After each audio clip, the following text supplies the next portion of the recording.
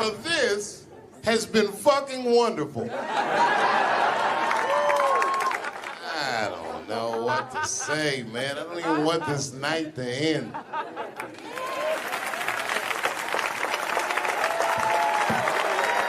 I promise you, whoever cares the most, I care at least as much as them.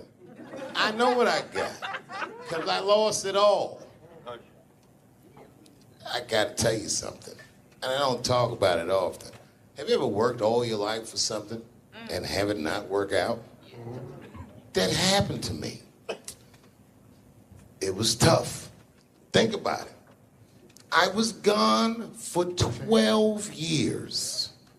It's not a little bit of time. It was hell. I watched other niggas that I knew become very famous. I watched the world go on without me. I mourned the loss of it. And after a while, I didn't care. Coming back was terrifying. I understand what I am. I really do. More than anybody. Like when they write about me in history, I'll be dead reading it like, yeah, I knew they'd say that. They say that a person can't dream of a face they've never seen. Can't believe that's true. But it's probably true. Boy, I got a long bank of faces. 32 years, I could close my eyes. I could think of any night. There's so many faces. Every night, most nights, they're all looking up, smiling. You have no idea what the world looks like from there. All different races, all different colors, all different kind of beliefs, just looking at me, smiling for 32 years, night after night.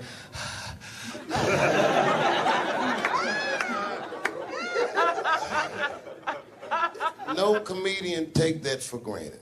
I swear to God, this might be the noblest of professions. Robin Williams had a bar that I loved. He said comedy is the only job you can have where you can use everything you know. And that's true. You can use more than you know. You can use what you think. Use it. Don't be afraid. Don't let these bitch-ass niggas button your lip. Say it anyway.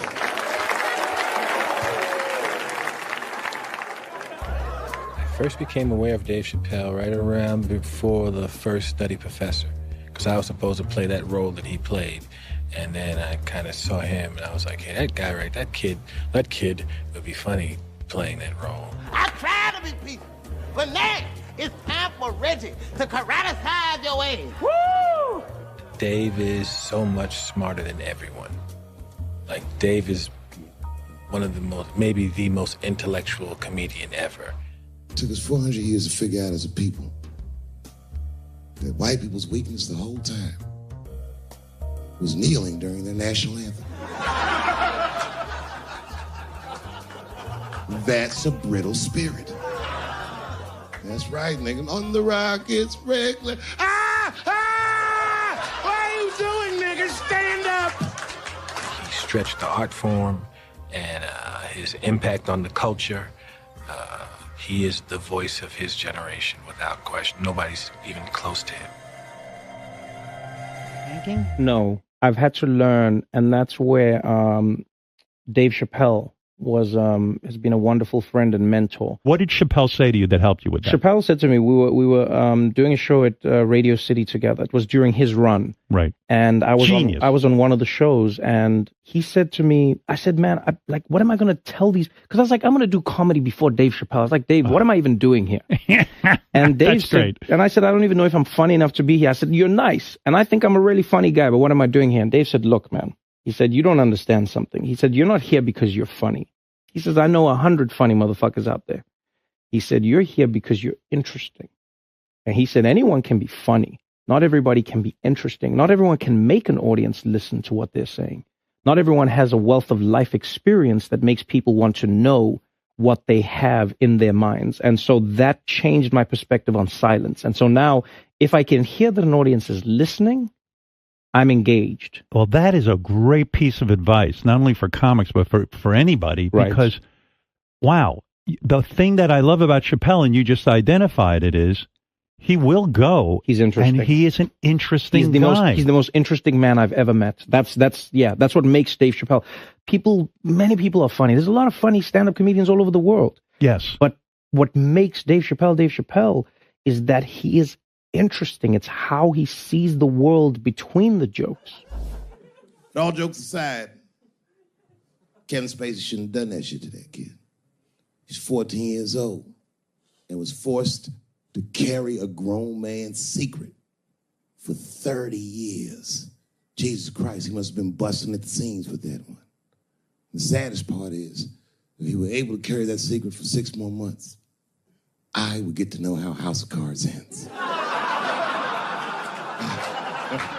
Loved was, I can't believe that I've been in this business long enough that we're like the older guys now. It always blows my mind that I'm like 5 years older than Dave Chappelle because he was already a made guy when I came in. So I always look at him like he's got 10 years on me, or 15. And, just when I watch his act, I'm like, this guy's clearly been doing this a good couple of decades longer than me. And the reality is I think he's only been doing it like 6 years longer than I have or something like that. He's fucking amazing. And what I love, too, is just he's that same, with all that's changed, everybody getting offended, all of this fucking crap, how you get in trouble, he hasn't changed at all. He's just like that same guy that I saw way back in the day when I used to go to the Boston Comedy Club and watch him go on at like 2 a.m. and just start murdering at 2 a.m. And I remember I used to always sit there going, how do you do that? How are you that funny at 2 a.m. in front of a crowd that gave up on the show like an hour ago and they're tired and they just want to go home? That second he steps on stage, boom, he just starts fucking killing. Dave's a beast. Dave's a beast, man. That's the only man that puts a little fear in my heart. I'm like, okay, it's real. What's he doing? Do you watch him? Watch him? Totally. You study? Totally. I got Chappelle. I got an app. I follow him. I'm like, my man Prince Paul always says, competition keeps you in condition. True. So yeah, that's my man right there. The other real special shout out I gotta make, because none of this would have been possible on any level without this person, is my mother. Mom. My mother. Mom. You have no idea what I put this woman through. If you had just given birth to me, that would have been more than enough. But the fact that she raised me and raised me well, we had a real oral tradition in our house. I knew the word griot when I was a little boy. A griot was a person in Africa who was charged with keeping the stories of the village. Everyone would tell a griot the stories and they would remember them all so that they could tell future generations. And when they got old, they'd tell them to someone else. And they say in Africa, when a griot dies, it's like a library was burnt down. And my mother used to tell me, before I ever thought about doing comedy, she said, you should be a griot.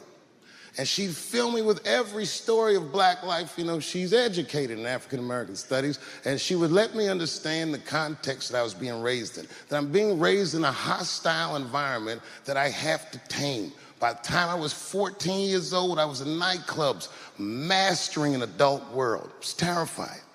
The crack epidemic was going on, and my mother would hear gunshots outside and be scared to death. Maybe it's my son. But early in my career, if you remember, Mom, you used to sit in the club with me. She'd do a full day of work. You'd be back there falling asleep, just waiting for me to go on. She would watch my show every night. Do you know how long that car ride is home?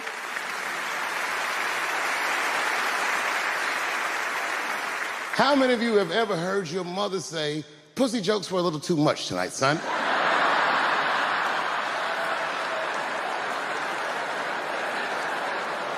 I was a soft kid. I was sensitive, I'd cry easy, and I would be scared to fist fight. And my mother used to tell me this thing, I don't even know if you remember, but you said this to me more than once. You said, son, sometimes you have to be a lion so you can be the lamb you really are. I talk this shit like a lion. I'm not afraid of any of you. When it comes word to word, I will gab with the best of them just so I can chill and be me. And that's why I love my art form, because I understand every practitioner of it. Whether I agree with them or not, I know where they're coming from. They want to be heard. They got something to say. There's something they notice. They just want to be understood. Love this genre. It saved my life.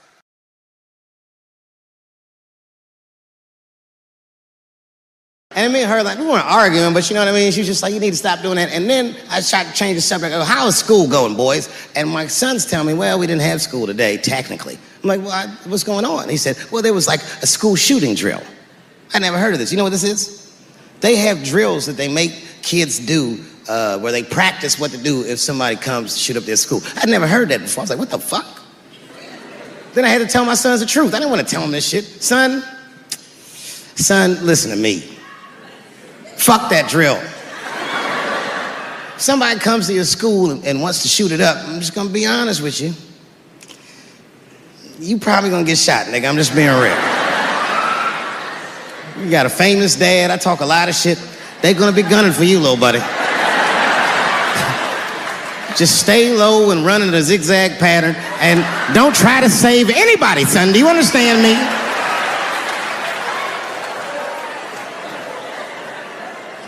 Why would you have kids rehearse for some shit they have no control over? All you're doing is training these kids to worry. It's the stupidest drill I've ever heard of. And while you're in there training them during these drills, well, aren't you training the shooter too? This nigga's in here listening and learning like the other kids. Sit in the back. Where are we supposed to meet?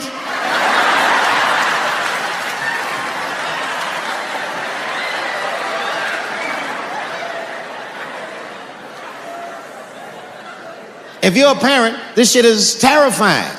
This shit is real scary. All the parents is looking at each other crazy. Because we know as parents that one of us is raising the shooter. Just don't know which one of us it is. All we know for sure is that if you're a white parent, the chances that it's you is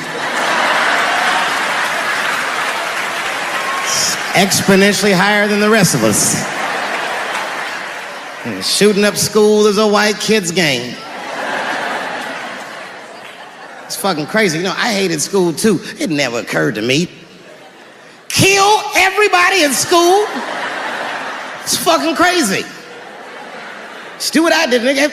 Try some things. Have you skipped school, nigga? Skip school. Take a walk and meet some other kids. Fuck school, nigga. Try drugs. Have you tried drugs out, nigga? That might...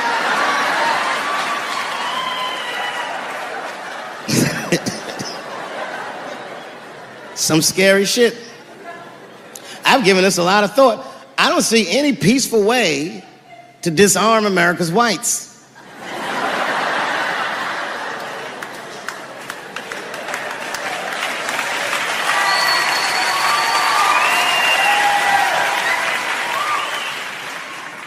There's only one thing that's going to save this country from itself. Same thing that always saves this country from itself. And that is African Americans. Right.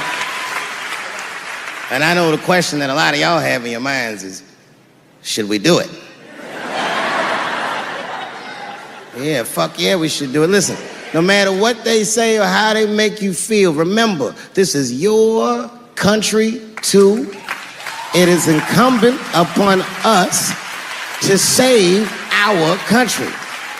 And you know what we have to do. This is a fucking election year. We got to be serious. Every able-bodied African American must register for a legal firearm.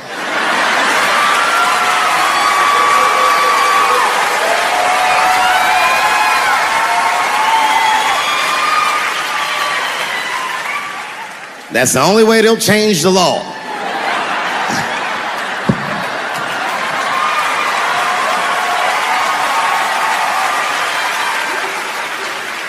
I hate guns, personally. I can't stand them. Yeah, but I have several. I don't want them, but I feel like I need them. Don't forget where I live. I live in Ohio. And anyone that knows anything about Ohio knows that even the word Ohio is an old Native American word. It means literally land of poor white people.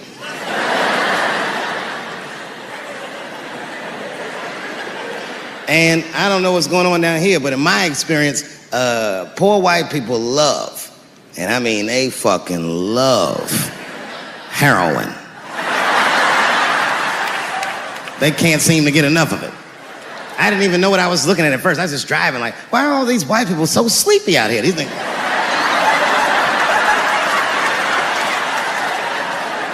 It's really bad.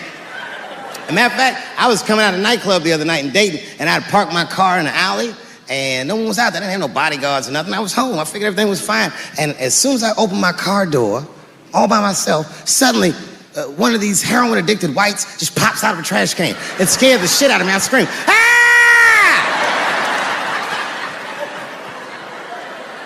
And then I realized it was a woman. She was fucked up. She's like, "Hey, man, relax, okay?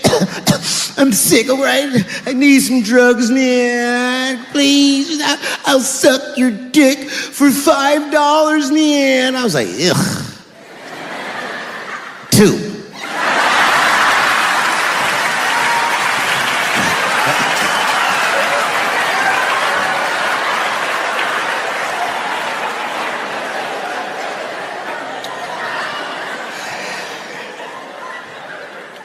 Obviously, I'm joking.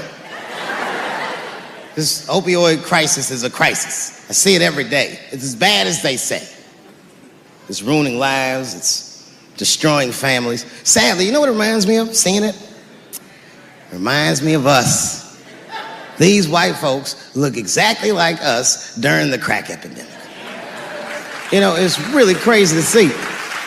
And all this shit they talk about on the news about how divided the nation is, I don't believe it. I feel like nowadays we're getting a real good look at each other. It's wild because I even have insight into how the white community must have felt watching the black community go through the scourge of crack. Because I don't care either. Hang in there, whites. Just say no. What's so hard about that?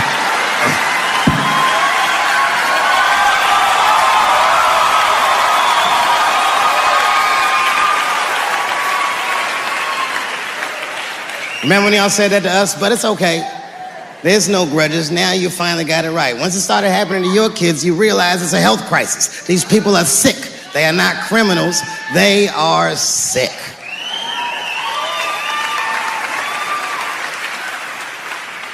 Be that as it may, I'm armed to the teeth.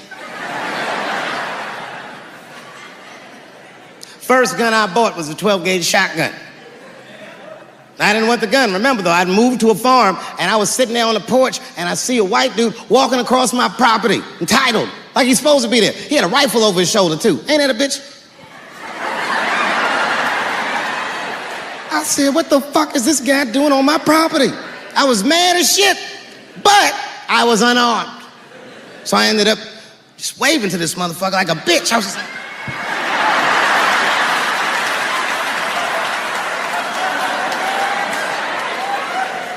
And as soon as he got far enough away, I ran to my car and sped to Kmart.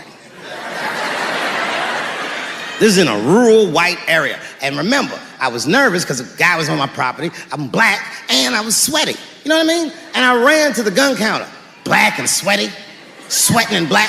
And I looked up at the nigga, I was like, I look like a slave or something.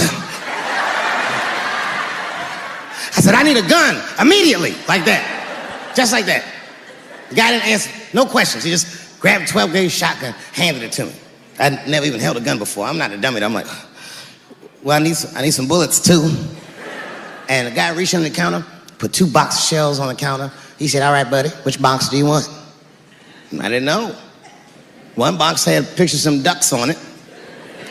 The other box had a picture of some deer.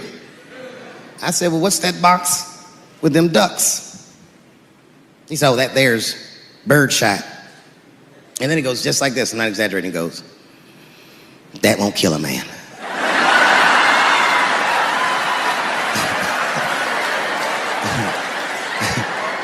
He said, it'll just pepper him up nicely. I said, what the fuck? Pepper? You know what it means to pepper a motherfucker up? It means that when the shell explodes, hot BBs will shoot out of the barrel of the gun, not killing a motherfucker, but penetrating their skin and shallow flesh. Boy, that's gotta hurt. Hot BBs? Ha ha! Remember when Dick Cheney shot a motherfucker in the face and he lived? That was birdshot. I said, well, what's that box with the deer on it? He goes, oh, that there's buckshot. That'll put a hole in the goddamn truck if you wanted to. I found these notebooks and I started going through the notebooks and there was all this wonderful poetry in them. Written as his handwriting. I didn't even know this nigga wrote poems. And then I looked through his drawers and I opened up his middle drawer and I found this rolling paper. And I looked down at them papers like, oh, that's where that poetry's coming from.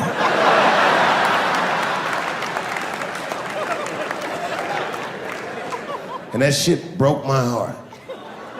I mean, I smoked weed, but I mourned my son's innocence. And I cried a little bit. And I took his papers upstairs to my room. Rolled some weed that I'd hid from the family. And I got really high. And then I got paranoid, so I put his papers back how I found them. But let me qualify the statement. I am what's known on the streets as a victim blamer. You know what I mean? If somebody come up to me like, Dave, Chris Brown just beat up Rihanna. I'll be like, well, what did she do?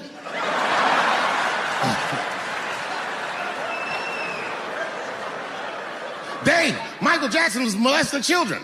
Well, what were those kids wearing at the time?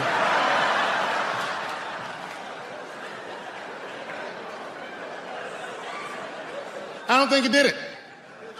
But you know what? Even if he did do it, you know what I mean? You know what I mean? I mean, it's Michael Jackson. I know more than half the people in this room have been molested in their lives. But it wasn't no goddamn Michael Jackson, was it? You know, America has a racial hot seat. I think we can all agree that that's the truth. And we can also agree that that hot seat is traditionally occupied by African Americans in general, African American men in particular. Although I can see that in recent years, that seat has been occupied by Mexicans, and I dare say Arabs. And we, the black Americans, would like to thank you both for your sacrifice and your struggle. We needed a break. We needed a goddamn break. We all go through something, but at least I can leave my backpack someplace. If you Arab and forget the backpack, you got about 20 minutes before they send that robot to blow your shit up. Stars. All our stars, man. R. Kelly pissed on his victim. I know, it was rough. But I mean, again, I can't even judge R. Kelly. First of all, we don't know if these allegations are true, and not even if they are true. If you want to know how I feel about it honestly, if a man cannot pee on his fans, I don't want to be in show business anymore because, well, that's why I got in the game, baby. I got dreams too.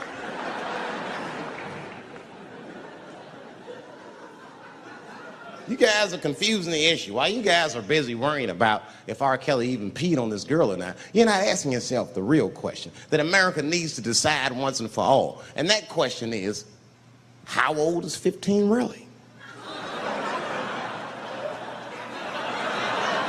No, that's a good question. That's a good question.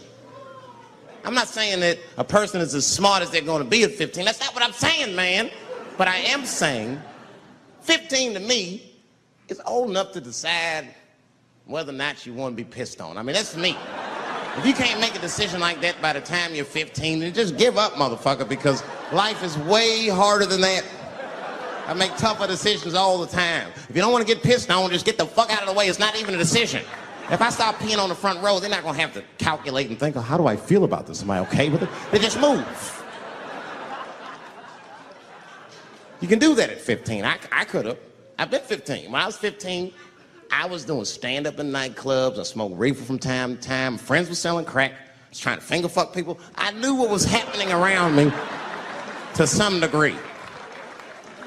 Getting pissed on was the least of my worries at 15. Trust me. But it keeps coming up.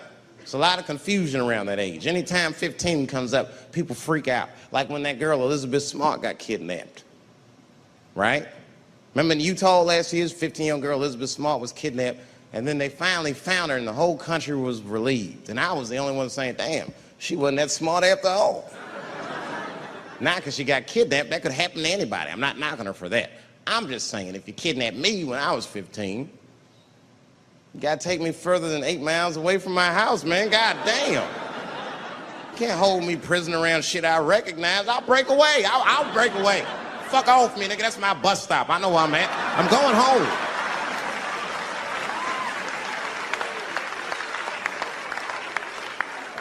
She was missing for 6 months, 8 miles away from my house. That's 2 exits, man. That's nothing.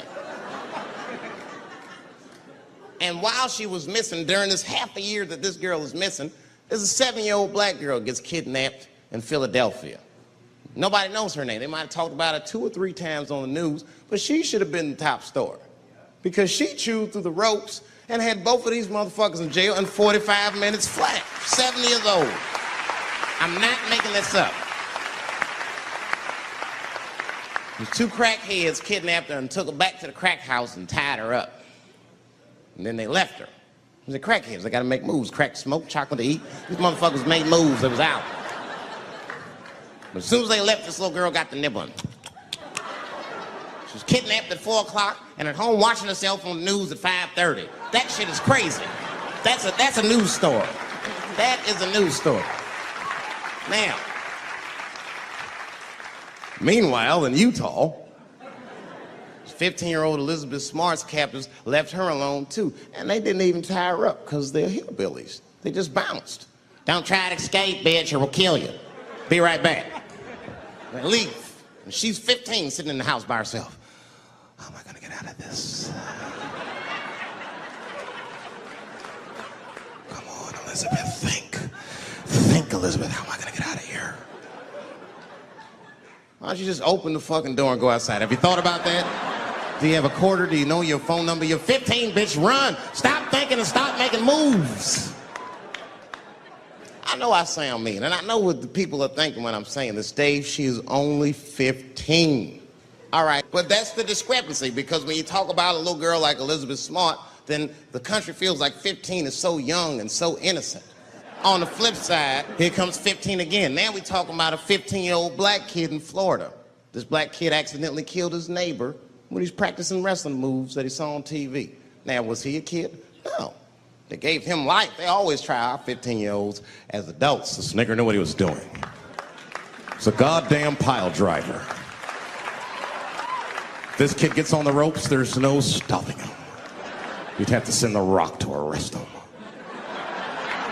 And they gave a 15-year-old boy life in jail. If you think that it's okay to give him life in jail, then it should be legal to pee on him. That's all I'm saying. You got to make up your mind across the board how old 15 actually is. That's all I'm saying. So I'm going to tell you right now, if somebody comes in here and puts a gun in my head and says, Chappelle, you got a choice to make. You're either going to jail for a month or we'll let you go, but you got to let R. Kelly pee on you. I'm not hesitating. Bring in R. Kelly and tell him to stay away from my ass.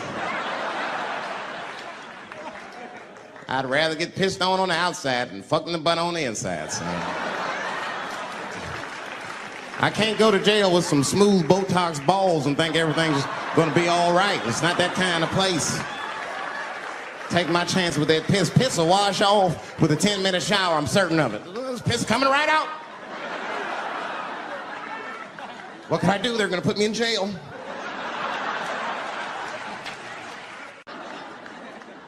You know who I feel real bad for is Indians. Everybody feels bad for Indians. They get dogged They get dogged openly because everybody thinks they're dead.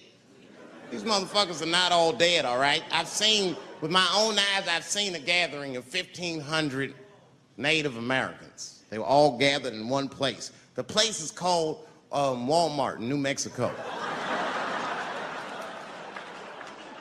There's Indians everywhere. I'd never seen Indians before. I wasn't even sure if they were Indians. It's fucked up, but I asked one of them. It's not nice, but I seen him in the sports section looking at bows and arrows. I had to say something. Excuse me. I don't mean to be rude. Are you an Indian? And he was cool. Yes. Yes, I'm Indian. Still didn't believe him. I had to test him to be sure. This is fucked up. But I had a gum wrapper in my pocket, so I balled that shit up and I threw it on the floor. And a single tear came out his eye. I said, oh, shit. I had so many questions. So what tribe are you from? I am a Navajo. I said, word. I studied you in social studies. You're a hunter-gatherer, correct? He said, I guess so. That's what you wish to call it. I said, why? What do you call it? He said, I am an alcoholic.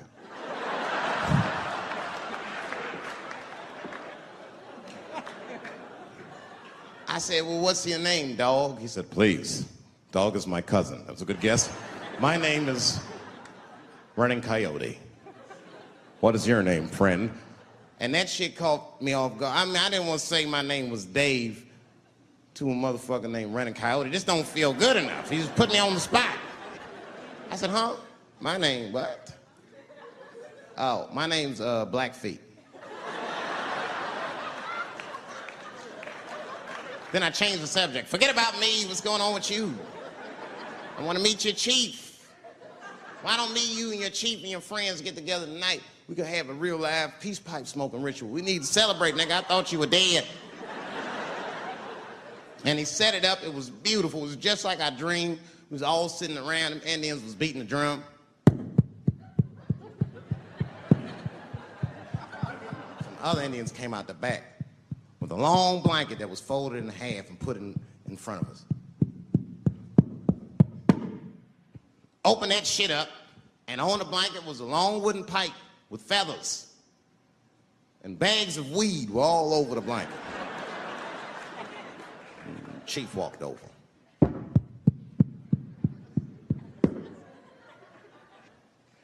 The big ones are 50. The little ones are 25. And these are 10.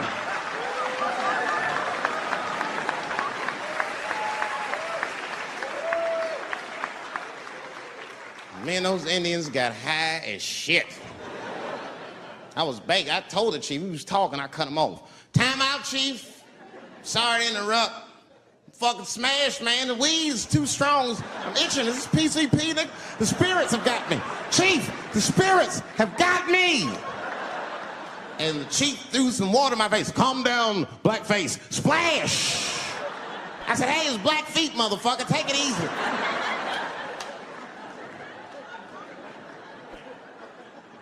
Blackfeet, you're welcome to stay amongst me and my tribe for the night until the spirits leave you. And they gave me my own teepee to sleep in, which sounds nice. I personally felt like it was a little fucked up, you know, because they all had houses, man. It's like, why can't I sleep with y'all in the house and watch TV? Like, I can't be on this grass all night.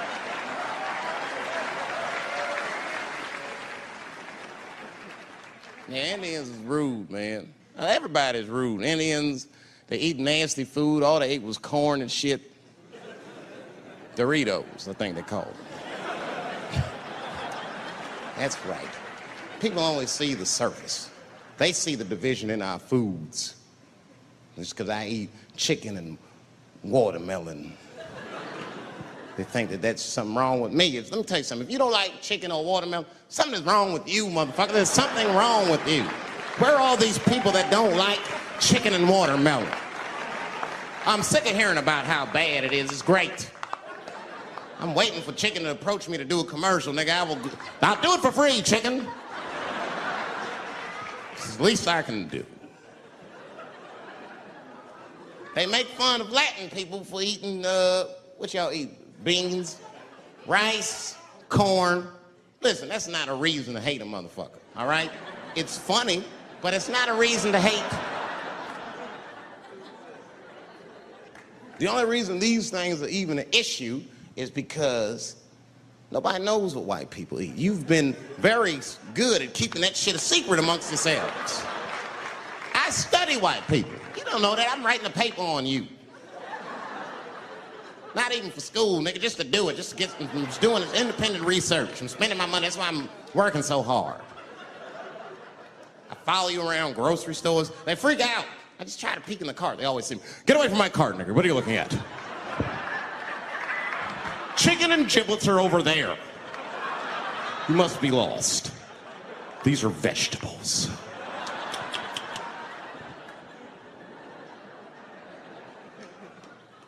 I know what you drink. See how quiet it got? Grape juice. Surprise, motherfuckers, you didn't know I knew about grape juice, did you? Oh, don't play dumb with me. Looking, what is it? A lot of black people don't have the privilege of knowing about grape juice because they have grape drink. It's not the same formula that you get. Ain't no vitamins in that shit. You might have one of your black friends over. Todd, would you care for a glass of grape juice? What? Nigga, what the fuck is juice? I want some grape drink, baby. It's purple. I don't think I know what a grape drink is. What? I have some apple juice if you want. What the fuck is juice? I want some apple drink. Scream.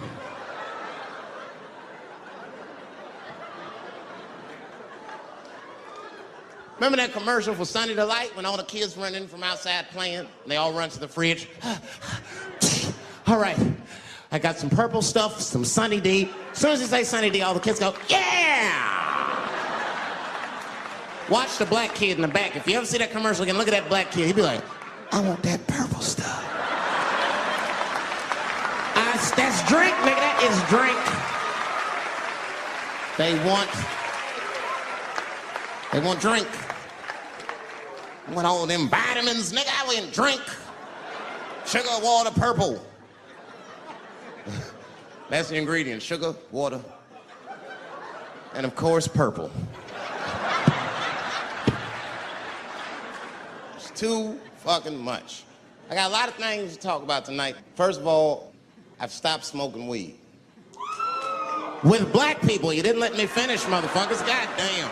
I'm sorry, black people, to break the news so publicly, but I can't smoke with you anymore. Every time I smoke weed with my black friends, all you talk about is your trials and tribulations. I'm sick of that shit. I got my own problems. Nigga, that's a waste of weed. I'm smoking weed to run away from my problems, not take on yours. From now on, I smoke weed exclusively with white people. Calm down, motherfuckers. You win by default. You got good weed conversation. All white people talk about when they get high is other times that they got high. I can listen to that shit all night. Dude, remember at Frank's last week? It's fucking smashed, man. And catalogs everything they drink. 2 shots of Jaeger, tequila, 4 bong hits, man, beer, cheeseburger. That shit is great. Only bad part is you cannot pass out around white people. Every time white dudes pass out around each other, they always do some borderline gay shit when the guy's asleep. Frank fell asleep, so he like stuck a carrot in his ass and put shaving cream on his balls. Like, why, motherfucker? Why would you do that to a friend of yours? He trusted you enough to sleep around you, gonna put a carrot in his ass? Is that nice? I tell you right now, if I put a carrot in a black dude's ass, a nigga will kill you when he wakes up for some shit like that. That is an automatic death sentence on the street. It's a rap for you. I'm gonna kill that motherfucker.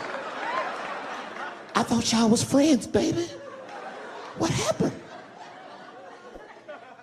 I fell asleep at his house, right? We was drinking, and I fell asleep at his house, and while I was sleeping, right?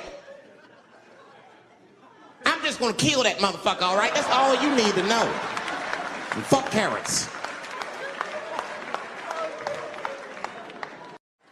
Well, I have some very bad news for the people in the front rows.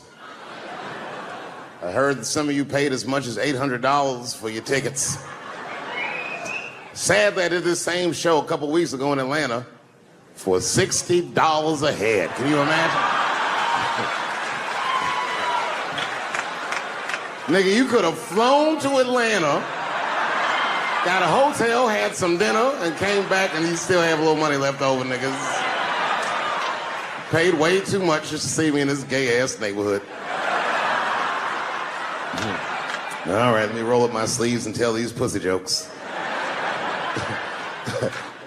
Will told me to say there hasn't been this many pussy references in this room since Cats was here. Boy, I gotta tell you, man, I've been doing this set all week, and boy, I've been telling these jokes, and sometimes niggas look like they're in actual pain over the jokes. None of it's that bad to me, but I understand why it could hurt some people's feelings. So tonight,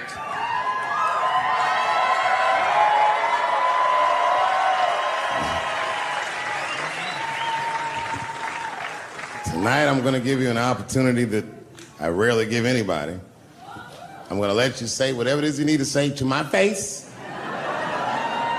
or ask me whatever it is you want to know. But there are no dumb questions allowed. If you ask a stupid question, you'll be asked to leave. Now I'm just kidding. Go ahead. Everyone relax. Come on. Oh, yes, sir, in the front. 2 questions. How often do you write? And can I have a cigarette? All right. First, you may have a cigarette. But remember, this is not jail, motherfucker. This lady right here. I have a question. Do you remember this scene? Oh, I do remember that. Ma'am, I'm going to have to ask you to leave. That's a terrible question. This gentleman in the front with the salmon-colored shirt on. I was wondering if you had any advice for young comedians that you generally give, and... Are you thinking of doing comedy? I've never done it before, but watching you has made me want to try it.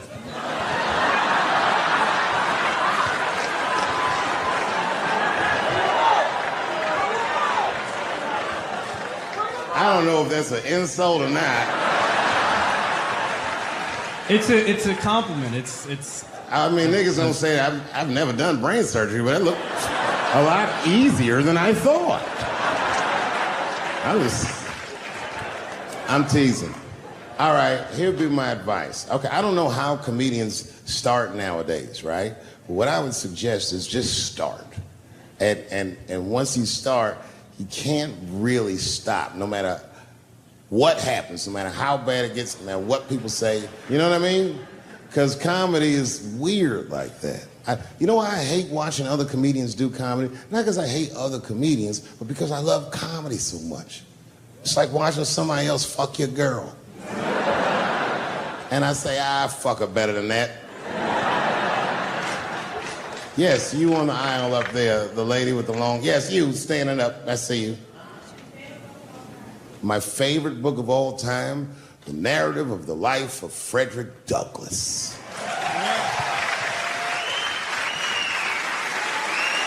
That guy with the baseball hat. Marry, fuck, kill, Michelle, Rihanna, Oprah. Wait, who's Michelle? Oh, Obama. Well, sir, you're putting me in quite a pickle. I can't say I'll fuck Michelle Obama. That's insane. Well, I guess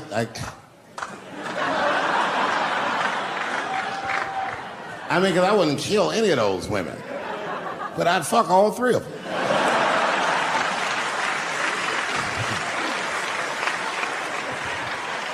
The gentleman in the blue Oxford standing up. Tell us the story with Charlie Murphy. Tell a story about Charlie Murphy? Or your favorite. Boy, there's so many good Charlie Murphys. You know, the thing with Charlie Murphy is he used to just make us laugh all the time. And I used to ask him about all the old Hollywood shit I was curious about. Like when they used to accuse Michael Jackson, I remember asking once, I go, Charlie, do you think Michael Jackson actually did those things? And he said, let me ask you a question, Dave. He said, say it is illegal to fuck women. How long are you staying out of jail? So God bless Charlie Murphy wherever you are. Charlie, I love you. Who do you think is going to win the 2020 election? All right, I'm going to put a pin in this, but I'll tell you right now, fella, I don't know, but I think Trump has a better shot than a lot of people would like to think. I'm just saying, it all depends on how the left talks. The way we're talking is not going to win the fucking ball game. Donald Trump's over there on the right, grabbing handfuls of pussy. Joe Biden can't even smell hair over here. Fuck this side.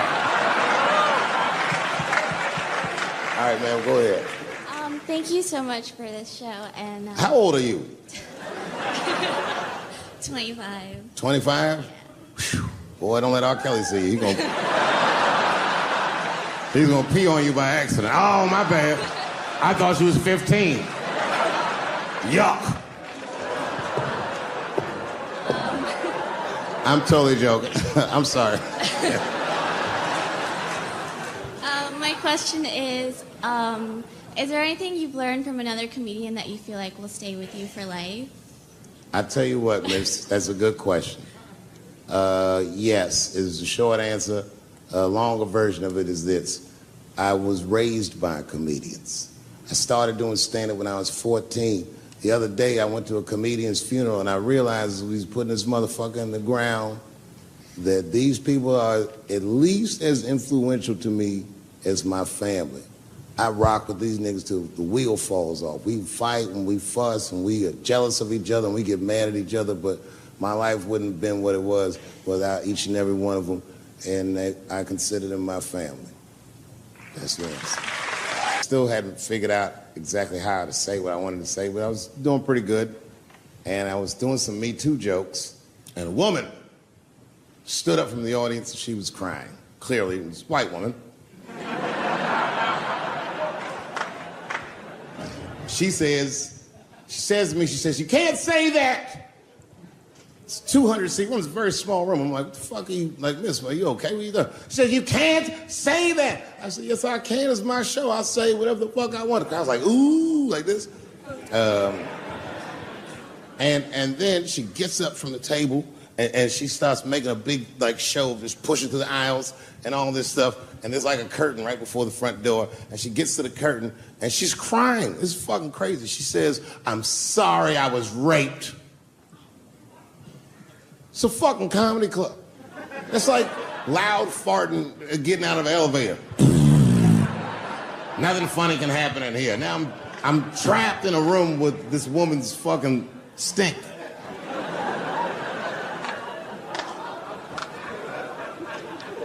And I say, miss, it is not your fault that you were raped. But it's not mine either. Ta-ta, bitch, like this. She storms out. Now the room is very uncomfortable, but I managed to get the crowd back. But I'm like, a little traumatized. Same show, there's a trans woman sitting in the audience. This is a true story. This was like a few weeks ago. I did 6 shows that weekend. This trans woman came to 4 of them. Calls herself Daphne. Man, this chick Daphne was in there cracking the fuck up at everything I said about everybody. It was amazing. She was laughing, and it was fun to watch her laugh. You could tell she was letting go of something that was heavy, and she'd throw her head back, and she'd smile with all her teeth. She was having a great time. And the more fun she had, I felt bad, because I knew I had some trans jokes to unload. And I thought to myself, maybe I shouldn't say these jokes because I don't want to, fuck her evening up. She's having so much fun. But then I thought to myself, well, if I can't say it in front of her, should I say this shit at all? So I let her rip. And to my surprise, Daphne laughed harder at the trans jokes than anybody in the room. In fact, everybody in the room would look at her to make sure it was okay. And I got off stage, I was in the dressing room, I was like, man, this is a fucking weird show. I'm sitting in the dressing room by myself just trying to figure out, like, what the fuck just happened out there? Like, why is it that this one woman can't take any of these jokes and Daphne can take all of these jokes? So weird. And then I realized, Daphne used to be a man.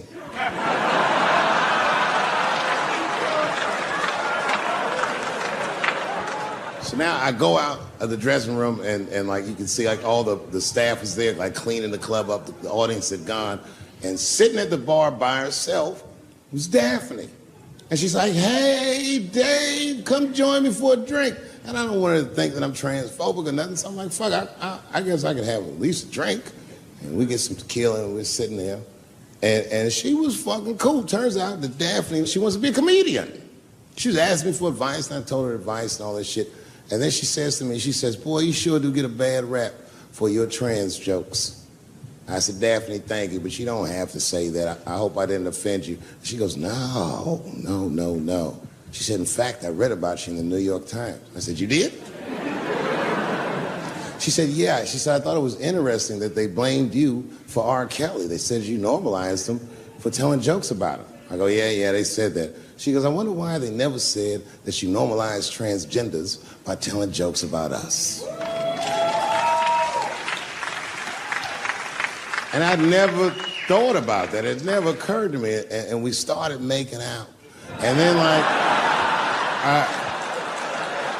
I reached up just to see what it felt like. I was like, what? And it felt like pussy, did it? It was just like, go ahead, ask me a question. What the fuck you gonna do if Trump get reelected? What am I gonna do if Trump gets reelected? Probably get a significant tax break.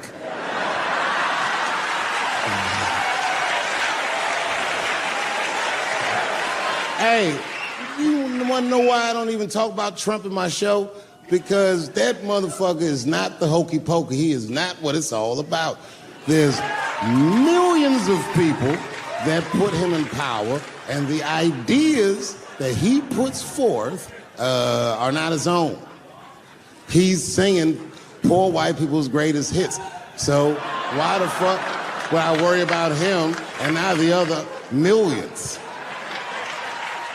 Really, you know who I'm gonna vote for next time if things keep going the way it's going is that gay dude. No, Mike Pence. It's a safe place where I could tell some jokes. And I find out that this comedian I know, Chris Tucker, who's in all those Rush Hour movies, I find out that Chris is in San Francisco too at some charity event. So I call him, I'm like, yo, I just saw you at some charity event. I said, I'm doing a show at the Punchline. Why don't you come by the club after your event? He's like, cool, Dave. I thought she was dead, nigga. I'll come by. He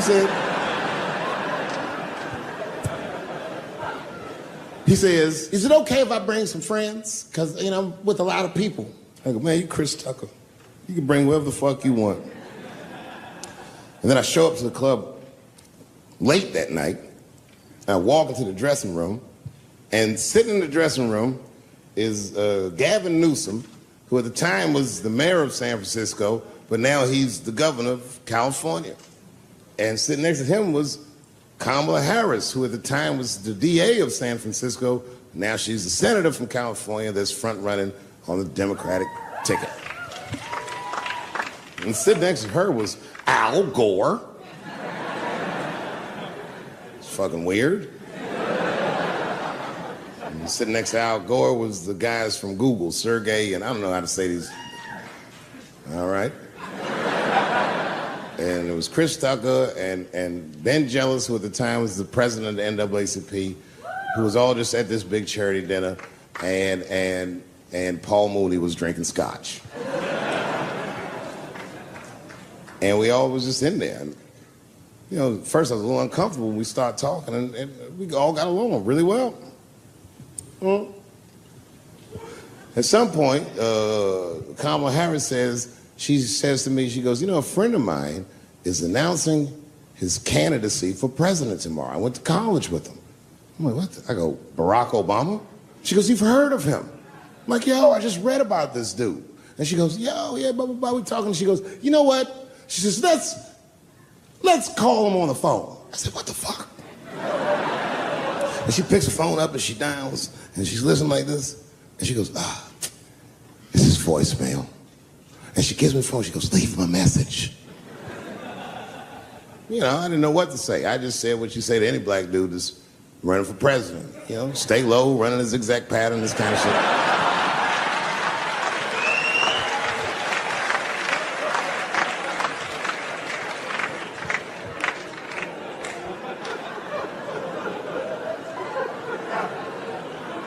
And then the last thing I say is, you know what? I said, sir, I really do believe you can do this. Like, man, I'm wishing you luck.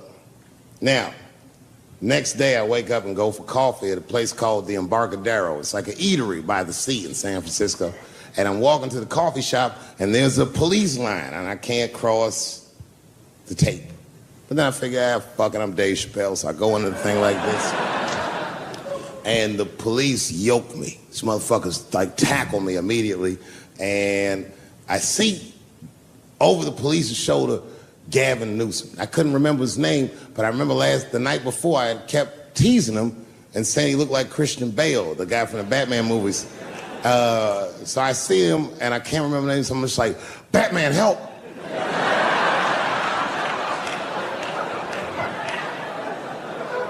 And he stops, he's like, Dave? And then the police see that the mayor knows me, so they're all like, oh, sorry about that. And he's like, hey, back up, everybody. And he just picks me up. He's like, I'm really sorry about that. I'm like, I'm fine, don't worry about it. And he's like, listen, I'm here with Prince. Would you like to meet him? I'm like, I know Prince. That's my nigga. And we go around the corner, and it was Prince Charles, the Prince of England. I didn't know the protocol of meeting royalty. You're not supposed to touch him. I dapped him up like a nigga. My nigga. Hugging him and shit like this, dapping him up, like this. And that nigga was cool too. I was like, it's really fucking weird. And then I was just out there in the upside down, not having no TV show, trying to figure life out. And the election was going on in the background. And this guy, Barack Obama, was picking up steam. This motherfucker was killing it. And I had a chance to go to the last debate on the Democratic ticket, and I went. It's me and Chris Tucker sitting in Myrtle Beach, South Carolina. It's the last three candidates. It was Barack Obama, John Edwards, and Hillary Clinton. Now, Obama's a lot taller than Edwards and Clinton, and he had the center podium. And at one point, they're all on stage, and they start fussing, and Obama goes, look, none of us are perfect, like this. And his hands was like this, and there was light shining behind his head, and the other two candidates was looking up at the nigga, and I was sitting in the audience like, this nigga looks like Jesus.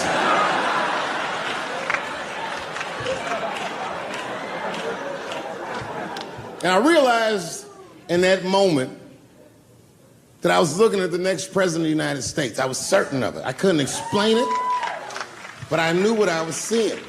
And I got really excited. And I'm not that kind of guy. I said, I gotta meet this motherfucker. So I stayed. They were all on stage doing interviews, and I just waited. I was waiting and waiting, and then John Edwards was done with his interviews first, because everybody knew he wasn't going to win. And I see John Edwards, and I said, hey, Senator Edwards, I just want to say hi. And that motherfucker looked at me like, I'm like, fuck you, nigga, you gonna lose anyway. And then he left, and then Hillary Clinton just walked by me in one of them Steve Harvey suits.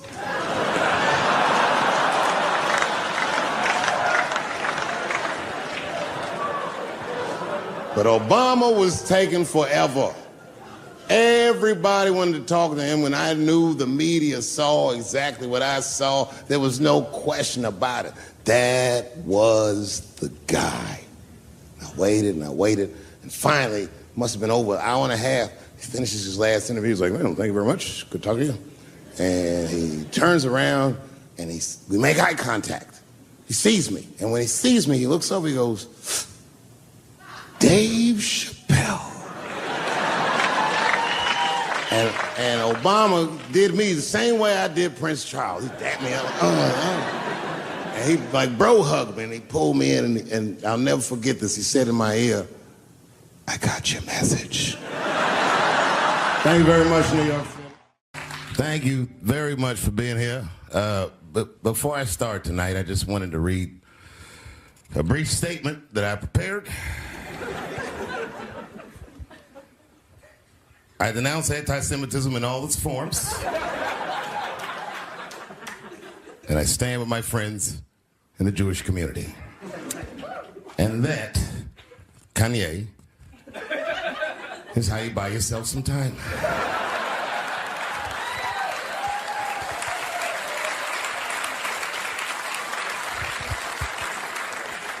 I gotta tell you guys, I've probably been doing this 35 years now. And early in my career, I learned that there are two words in the English language that you should never say together in sequence. And those words are the and Jews. I've never heard someone do good after they said that.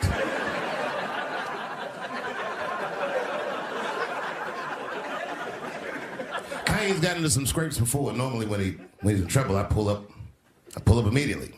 But this time I was like, you know what? Let me see what's going to happen first. Let's want to see where this is all going. I can't even remember how it started. Vaguely, I remember it started with a tweet, strange tweet. It was like, I'm feeling a little sleepy.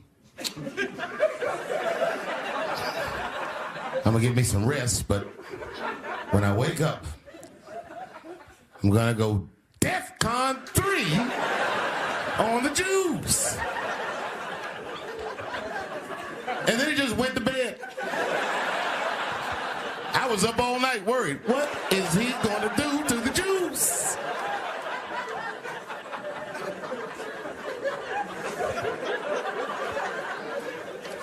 I grew up around Jewish people. I have a lot of Jewish friends. So I'm not freaked out by your culture. I know a little bit about it just from hanging around. I'll be like, yo, let's go out at school tomorrow. They'll be like, we can't go out. It's Shanana tomorrow. I'll be like, where? What is Shanana? I had so many questions. Why do some of your people dress like Run DMC?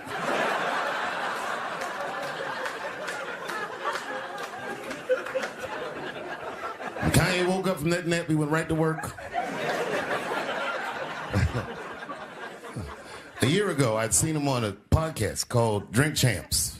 Great show. And it was an amazing appearance. Noriega and them were there, the rappers that I love, and they all had their gold chains and stuff on. And Kanye said, only millionaires wear chains. They said, what? He said, I'm a billionaire.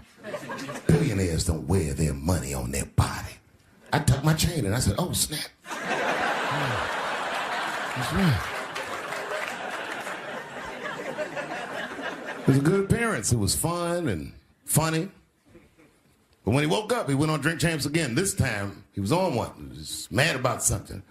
He said, I can say anti-Semitic things, and Adidas can't drop me.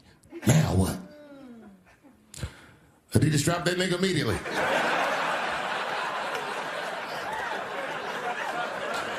Ironically, Adidas was founded by Nazis. And they were offended. I guess the student surpassed the teacher.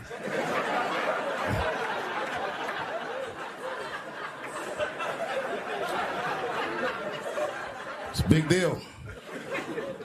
He had broken the show business rules. There's just a rule. You know, the rules of perception. If they're black, then it's a gang. If they're Italian, it's a mob. But if they're Jewish, it's a coincidence, and you should never speak about it.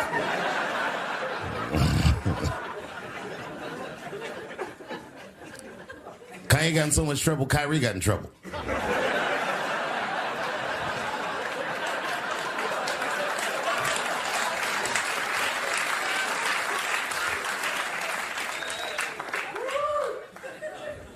Kyrie Irving posted a link to a movie that he had seen on Amazon. No caption on the post or nothing like that, but apparently this movie had some I don't know, anti-Semitic tropes or something. And it was some weird title like From Hebrew to Negro or something. And the NBA told me he should apologize, and he was slow to apologize. And then the list of demands to get back in their good graces got longer and longer, and this is where, you know, I draw the line. I know the Jewish people have been through terrible things all over the world, but you can't blame that on black Americans. You just can't. You know what I mean? Thanks to the one person that said that. A fair punishment would be he should just post a link to Schindler's List and y'all write your own captions.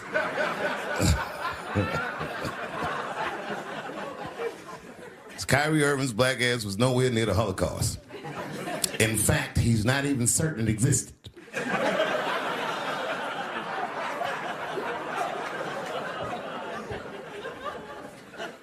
I saw one news pundit screaming about Kanye. She said, mental health is no excuse for that type of language. Yes, it is, bitch. You can kill somebody if you're mentally ill. Listen, okay, I don't think Kanye is crazy at all. I think he's possibly not well.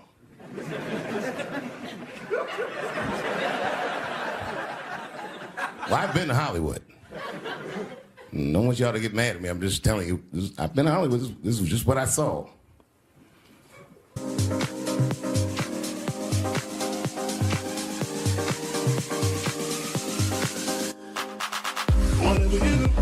Don't fall for me.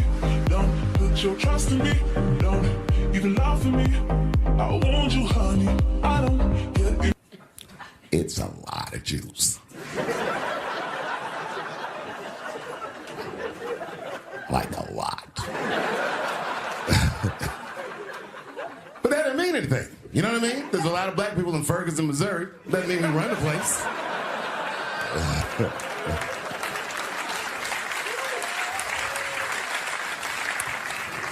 I could see if you had some kind of issue, you know what I mean? You might go out to Hollywood and your mind might start connecting some kind of lines, and you could maybe adopt the delusion that the Jews run show business. It's not a crazy thing to think. But it's a crazy thing to say out loud in a climate like this.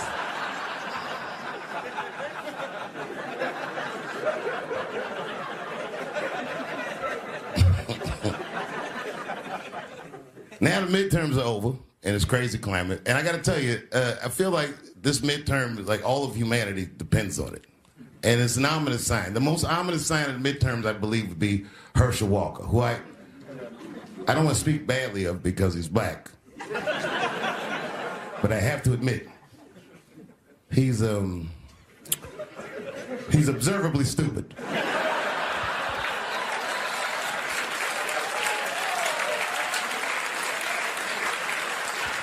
Even when he's not talking, his mouth be open a little bit like.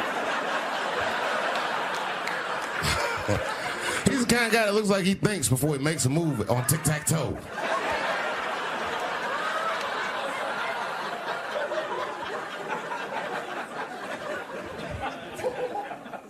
And I'm watching the news now, they're declaring the end of the Trump era. Now, okay, I can see how in New York you might believe this is the end of his era. I'm just being honest with you. I live in Ohio amongst the poor whites.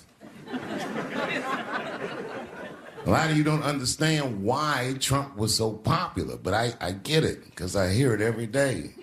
He's very loved. And the reason he's loved is because people in Ohio have never seen somebody like him. He's what I call an honest liar. Well, I'm not joking right now. He's an honest liar. That first debate, I'd never seen anything like it. I've never seen a white male billionaire screaming at the top of his lungs, "This whole system is rigged," he said. And across the stage was a white woman, Hillary Clinton and Barack Obama, sitting over there looking at him like, "No, it's not." I said, "Now, wait a minute, bro. It's what he said." And the moderator said, "Well, Mr. Trump, if in fact the system is rigged, as you suggest, what would be your evidence?" You remember what he said, bro? He said, "I know the system is rigged because I use it." I said, God damn. And then he pulled out an Illuminati membership card and chopped a line of cocaine up and did it right at the podium.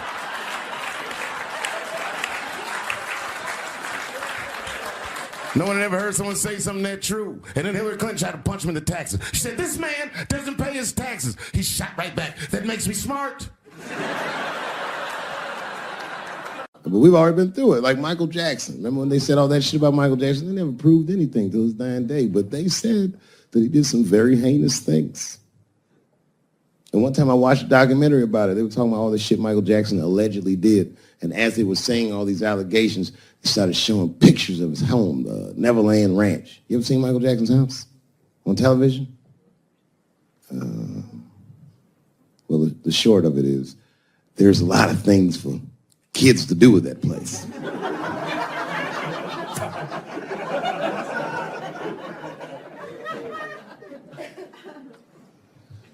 And I saw the whole thing, exotic animals and Ferris wheels and merry-go-rounds and shit. And the more they showed it, the more certain I was that I don't think Michael Jackson did any of those things they said he did. His house didn't look sexual. It looked like he was flossing on those motherfuckers. Jesus Christ. All this motherfucker's ideas sound like high people ideas. Like he doesn't think these things through before he tells us. He just tells us what he's thinking as soon as it occurs to him. This shit sounds nuts. I'm gonna go to China and I'm gonna get those jobs from China and bring them back here to America.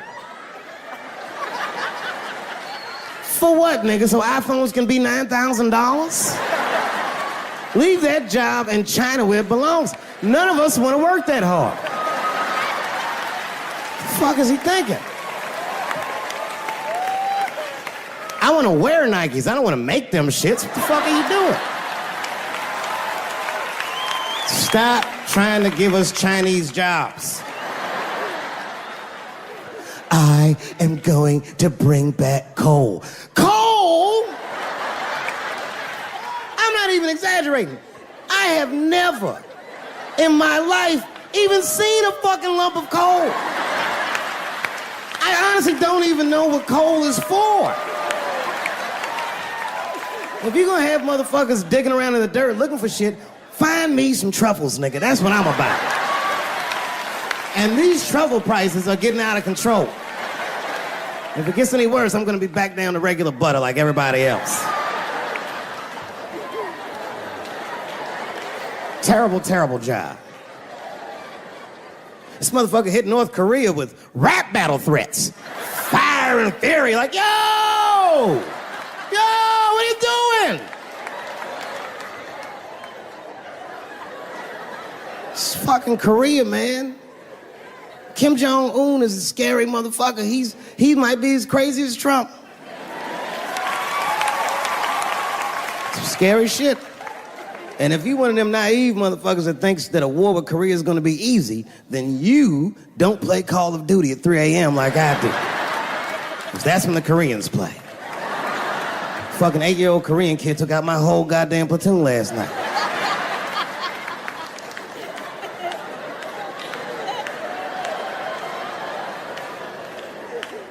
I've never seen somebody in an office so high with the most just basic fucking solutions. Like, you know, we should not let any more Muslims in the country till we can figure out what's going on. Did he just say, figure out what's going on?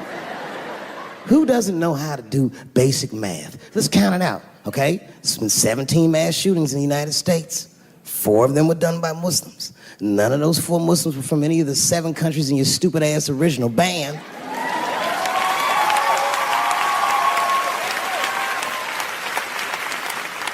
And since he brought it up, the other 13 shootings were done by the Tiki Torch Whites.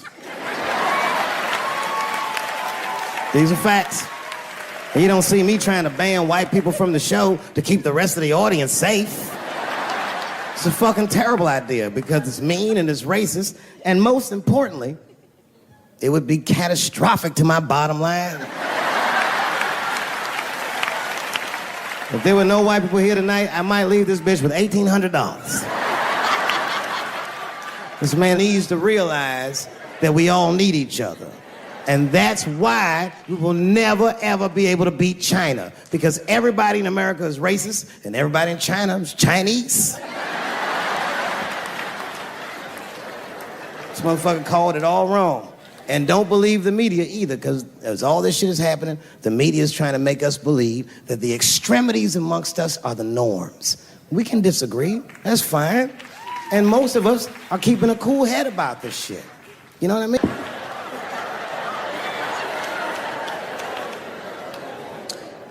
Sometimes I think that the media is hard on Trump. Because I'll see shit that they get on him about that doesn't seem bad to me. A nigga got on Trump about not staying in the White House enough. Who gives a fuck? This motherfucker was rich. Used to shit in a gold toilet. It's true. I don't know if you've ever been to the White House. It looks like a very nice place to work, but I wouldn't want to live in that Scooby-Doo ass house either. That shit's terrifying looking. Imagine you trying to jerk off in the crib and Abraham Lincoln's just looking at you like...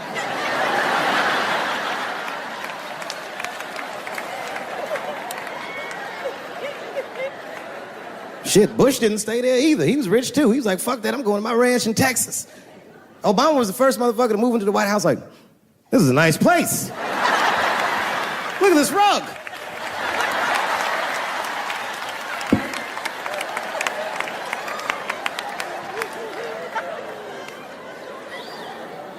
The media got on him about putting Jared Kushner in his cabinet, and I didn't think that that was the worst thing he'd done. I mean, it was still early, and I mean, it's not unprecedented. Kennedy had his brother as the attorney general, right? And this motherfucker's a Washington outsider. To be honest with you, I'd probably do the same thing. As a matter of fact, I do. You think I go to a Hollywood meeting with all them white folks by myself? I bring my nigga Mac Mittens from the streets. I don't even know his real name. Everybody just calls him Mac Mittens.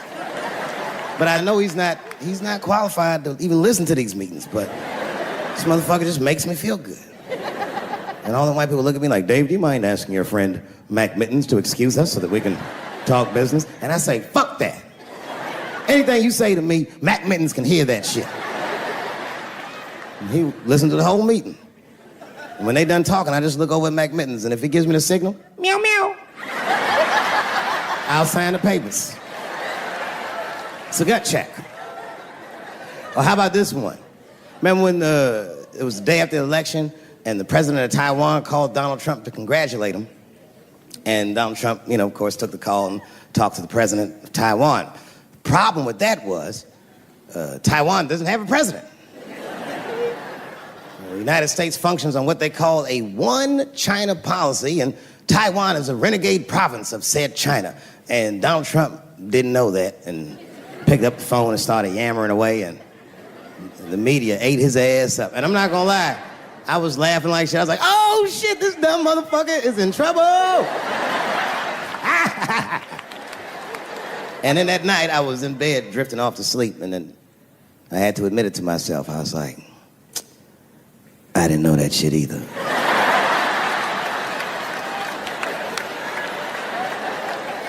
And then I realized the media got the story wrong. The story wasn't that Donald Trump took the call. The biggest story is that nobody told Donald Trump not to take the call. That's terrifying. God damn, nigga, you don't have a Mac Mittens on your team? It wasn't like they were calling the White House. They were calling the switchboard at Trump Towers, and they were getting through. Anybody. Mr. President, there's a Ricky Ticky Tabby on the phone for you? Yes, put him through. Hello, Ricky Ticky. Good to talk to you. Mr. President, there's a John Jacob Jingleheimer Smith on the phone. Oh, his name is my name, too. Put him through. Hello, John Jacob. Let's talk business. How many people in this room are not originally from the United States? My round of applause. Please. Not to get deep, all these movies probably started, not even the 60s. All this shit started in 1945. That's when America just fucking lost its mind. It was after that Second World War. Think about it. Because black Americans went off and fought in the war. They went to Europe. They made more money than they ever made in America. They might even got their dick sucked by white women. And then they came back to the United States and they looked around and they said, you know what? I don't like the way I'm being treated around here. But it wasn't just black dudes. At the same time, all the women in America went into the workforce because all the men were gone. That's when you see that old poster in the 40s with that dyke, like, we can do it. That's where that's from. And these women made money, and then the dudes came back home and started telling these women what to do, and they were like, yo, I'm not feeling you, nigga. At the same time, the CIA started experimenting with a drug in San Francisco. Back then, nobody knew about it, called LSD. By 1960, all the white kids in America were like, it works. And a new school of thought was unleashed on the American consciousness. People had never even thought like that before, and now they were thinking like that in mass. White kids in mass were like, fuck our parents' plans for us. By the time 1960 rolled around, the President of the United States was 42 years old. He was the next best hope. And they blew his brains out in Dallas, in fucking parade. That's the most gangster shit. There were 8 major assassinations in the 60s. Kennedy, X, King, Edwards. And then, by the 70s, the white youth culture and the Black Panthers and the black youth culture started to merge. And you started to see Timothy Leary meeting Eldridge Cleaver in Africa, not Oakland. And that was the beginning of the 70s, one of the most turbulent decades this nation has ever seen. And I say all that to say this, that in that turbulent historical context, Bill Cosby raped 34 people.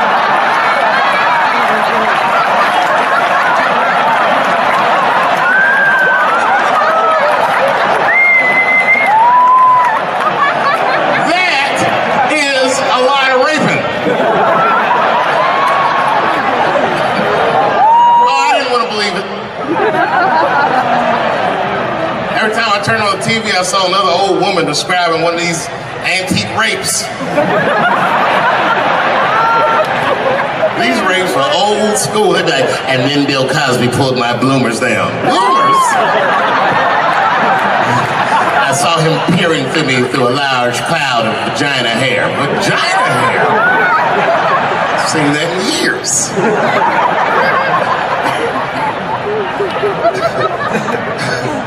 I saw this shit. I said, these people are obviously trying to destroy Dr. Cosby's rich legacy.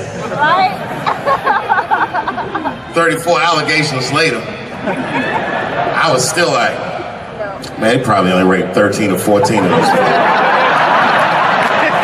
Do all that raping. It's like 50 fucking rapes. And don't forget, each one of these rapes have 8 hours of sleep in them. It's like 1,000 hours of rape. Packed into an otherwise busy schedule. Short corporate rapes, that's what I support.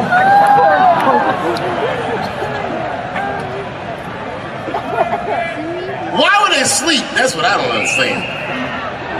Why Bill Cosby making all these girls sleep? Like, look, man, I'm not even as famous as Bill Cosby was, but I know 20 girls I could call right now and be like, yo, come on to my place for a drink, and I'm gonna put something in it, and you're gonna fall asleep, and I'm gonna fuck you while you're sleeping. And they'd be like, cool, nigga, cool. What time you want me to come over?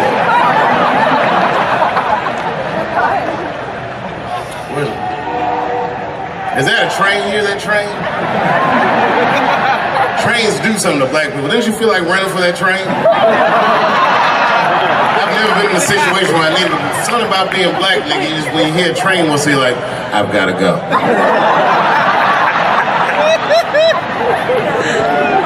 Just want to run away. No, man, for real. It's not comfortable like it used to be. I don't know how transgender people beat black people in the discrimination Olympics. If the cops shot this many trannies, you'd be like, it's a goddamn conspiracy. Right.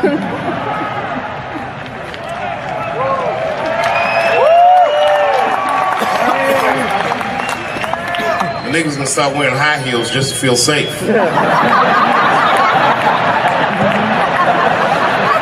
Problem, officer? Was my bag and purse all matched? Is there a problem?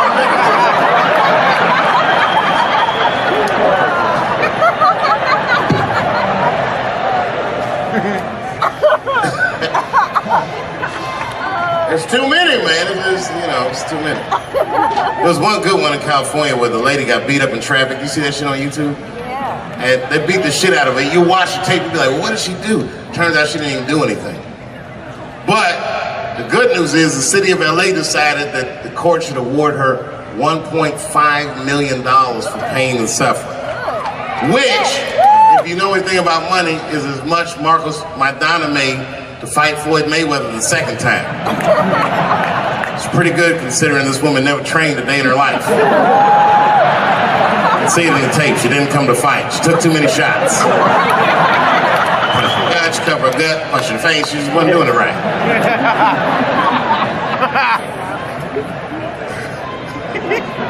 What?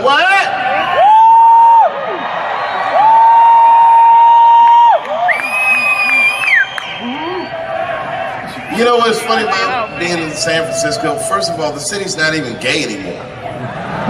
Gay people can't afford to live there. They just visit. Gay people got their money tied up in other shenanigans.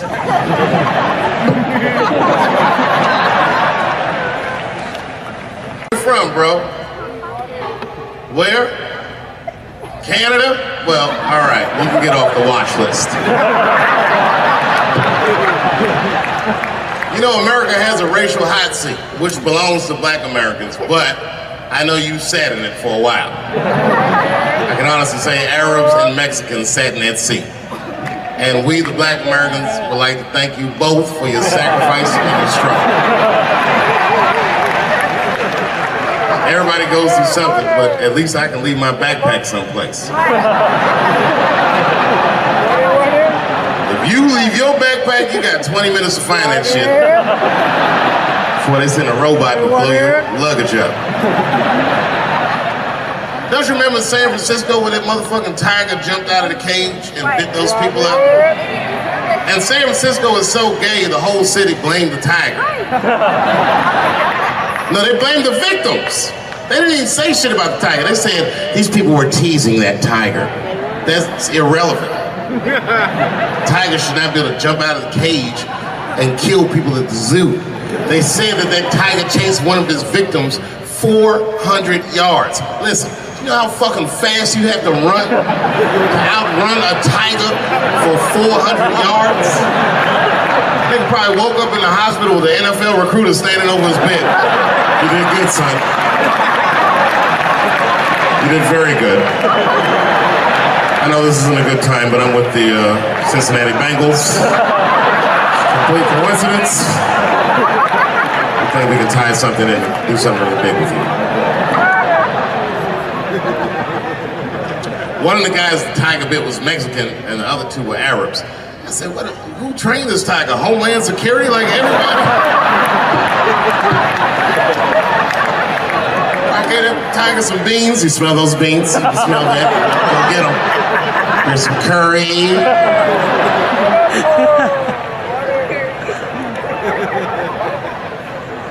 I see a lot of Indians in San Francisco. I always wanted to be in a Bollywood movie. Because Bollywood movies are deep, but at the end of the movie, no matter what kind of movie it is, there's always a dance number to make you feel better when you go home. Even if it's Precious. At the end of the movie, Precious would just jump out of the coffin. I don't have AIDS.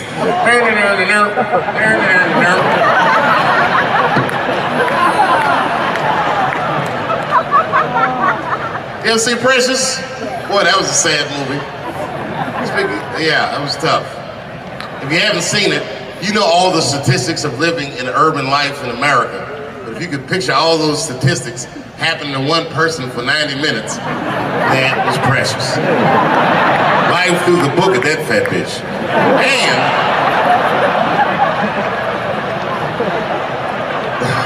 the music haunted me. Because the music was like, you know, like, I don't know, break beats or something. If they had Eddie Vedder do the score for Precious, I'd have killed myself in the movie theater. They had some of that, like, Smashing Pumpkins. Precious was morbidly obese.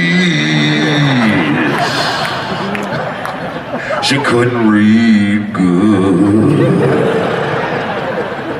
She was a victim of incest, and the baby had Down syndrome. Still the first verse, nigga. You gotta see the movie.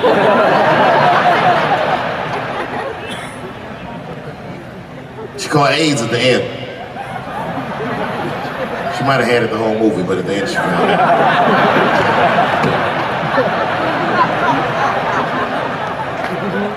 That's one way to lose weight, you know. It's a fucking movie. Precious is a fictitious character. I'm sorry, everybody. It's a fucked up movie. It was a fucked up movie. I got scared when I went to see Straight Outta Compton. And Eazy-E caught AIDS at the end. That shit freaked me out. Because I didn't know you could get AIDS from firing your manager.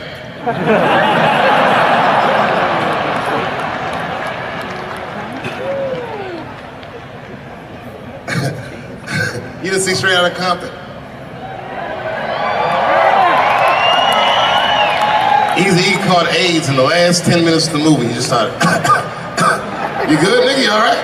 Yeah, I'm good. Who catches AIDS like that?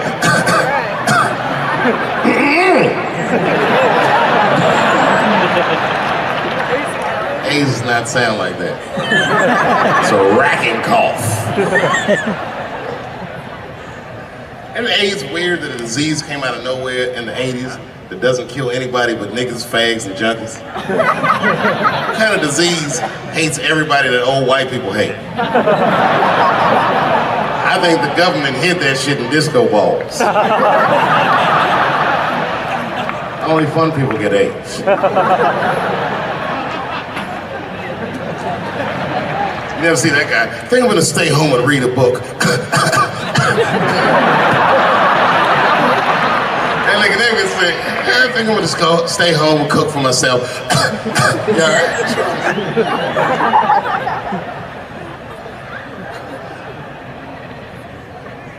Remember when Donald Sterling made that tape? Said all those bad things about black people? That tape was fucked up. But that goes to show everybody, if you get old and white and racist in America, whatever you do, don't tell your black girlfriend about that shit, because that's who made the tape. She taped everything. The tape was embarrassing. He was like, stop bringing these black guys to my games. We were all listening like, well, how you gonna have a game without us? There's gonna be a lot of bounce passes and layups in that shit.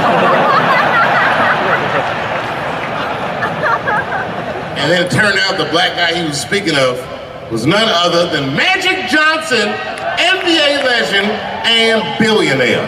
Unfucking believable. Didn't even mention the fact that he had AIDS, which is the first thing I would say to my girlfriend. This guy must be very racist if AIDS is the footnote.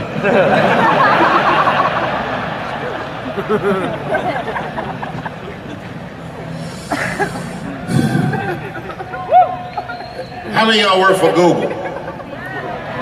Nobody?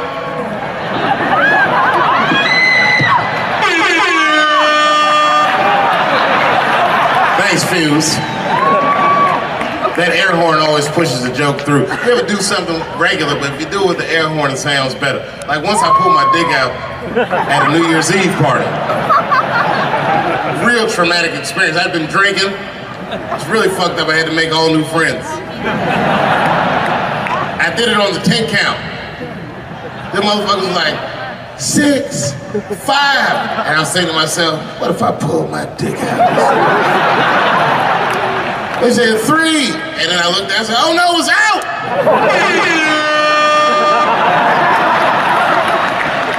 That air horn pushed me over the top. I pulled that shit out of the... I was like, oh! Man, when that nigga pulled his dick out, that really set the party off.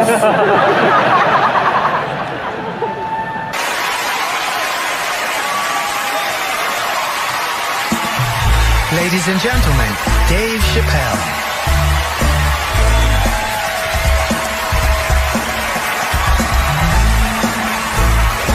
Thank you. Oh boy, I'm very nervous. No pressure. During the civil rights movement, I can't read what's on the teleprompter. Some about black America and white America. There's black Americans and there's white Americans. We're all one America. So if you don't mind, this is not live, is it? I imagine whatever I say, you could just edit it out. Let's try it a few ways. Lou, are you in the booth? I am. All right, good. You know what, Lou? Let's just play around with it and see if we can get it right and get this clip package on, and then let me go home. All right? You got it. All right. Ready. All right. Count me in. 5, 4, 3, 2, 1. Wu-Tang. I'm just with you, Lou. Let's do it again. We're gonna do it again. We'll get it right. Here we go, Dave. 5, 4, 3, 2. You know, when I was a comedian starting out in Washington, D.C., right here in this city, 1988, I'll never forget this. It was a comedy club owner that banned profanity from his comedy club.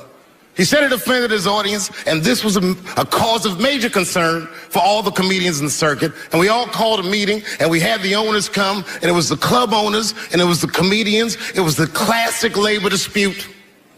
The club owners laid out their case. There cannot be profanity in these clubs because that offends people. And there's a comedian who's still a good friend of mine to this day. He lives right here in Washington, D.C. He stood up.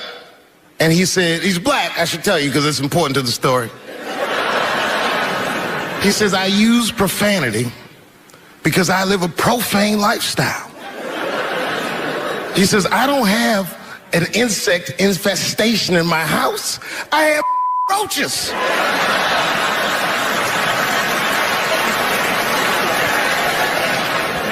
My favorite comedians are like musicians, and the audience is their instrument. And the music they make is your laughter. And that's the laughter that I scored my entire life to. So now, some of my favorite American comedic composers. Thank you. When I lose my job, I lose my man. Treat me like a dog, he called me a dog. Yes, he did. What did he call me? An old dog. Sometimes I wished I was a dog and he was a tree. When you stop and think, football's a fair sport for my people. Only sport in the world a Negro can chase a white man and 40,000 people stand up and cheer him. See, in my neighborhood, the kids have a kind of a dubious reaction to that whole Santa Claus concept. They just don't believe that a white man will ride a reindeer through Harlem after midnight. In truth, white friend, it's you that all look alike. But look at the black people around you. We're all different colors. Black walnut, burnt almond, chocolate mocha, pecan, vanilla, yellow, mellow, light, bright, and damn near white. We come from the first people on the earth. You know, the first people on the earth were black people. We the first people had thought. Right? We was the first one to say, where am I? And how do you get to Detroit? I think maybe like 30 years ago, there was a woman that wanted to sing, and a black lady that sang opera that wanted to sing. What was her name? Mary Anderson. And this place was like segregated, and they couldn't sing here. And here we are, like not even 50 years later, a 22-year-old black man on stage getting paid to hold his. God bless America. I gotta go now. Y'all take it easy. Bye-bye.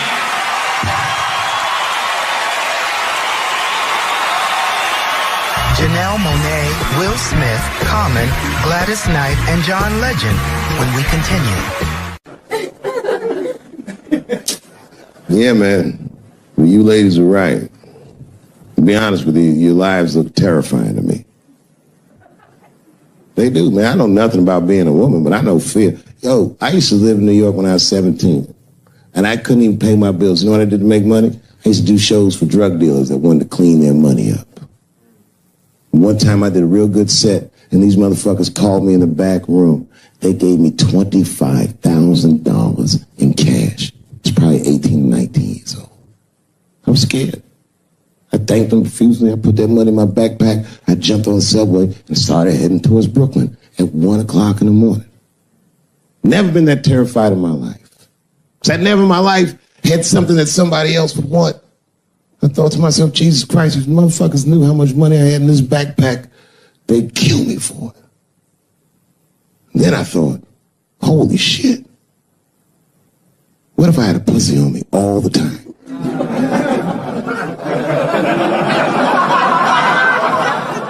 That's what women are dealing with. I'm gonna tell you right now. It's real talk. If them same drug dealers gave me a pussy and said, put this in your backpack and take it to Brooklyn, I'd be like, nigga, I can't accept this.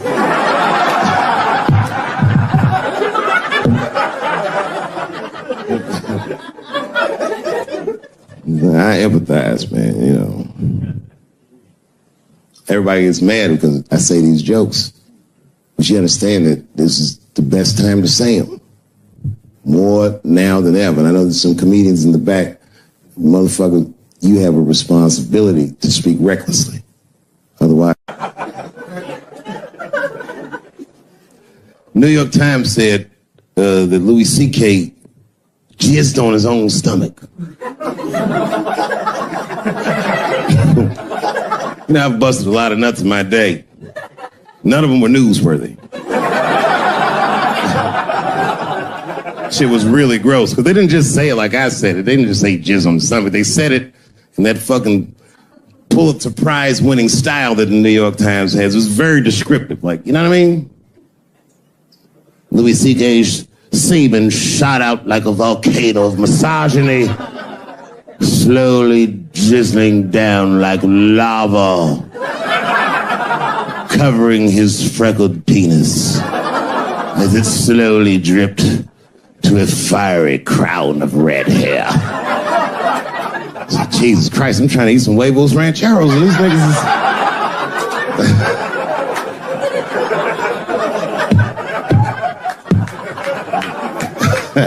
And you know, the tough part, being a comedian, knowing the motherfuckers, everybody comes up to me like, did you know?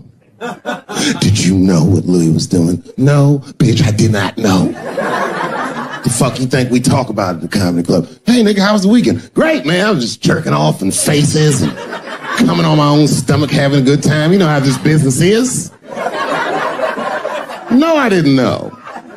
They act like we sit around like Grease. Tell me more, tell me more. Then she put up a fight. Dun, dun, dun, dun, dun, dun, dun, dun, dun, dun. Sorry, I don't know the choreography, but you get the point. You get the point. She was intense. But Louis was like the turning point. I mean, you know, all these allegations are terrible. Louis was the only... I shouldn't say this, but fuck it. His allegation was the only one that made me, like, laugh. Well, if you think about it... Because all his friends is reading it, and he's jerking off, and he's surprising people. He's surprising me.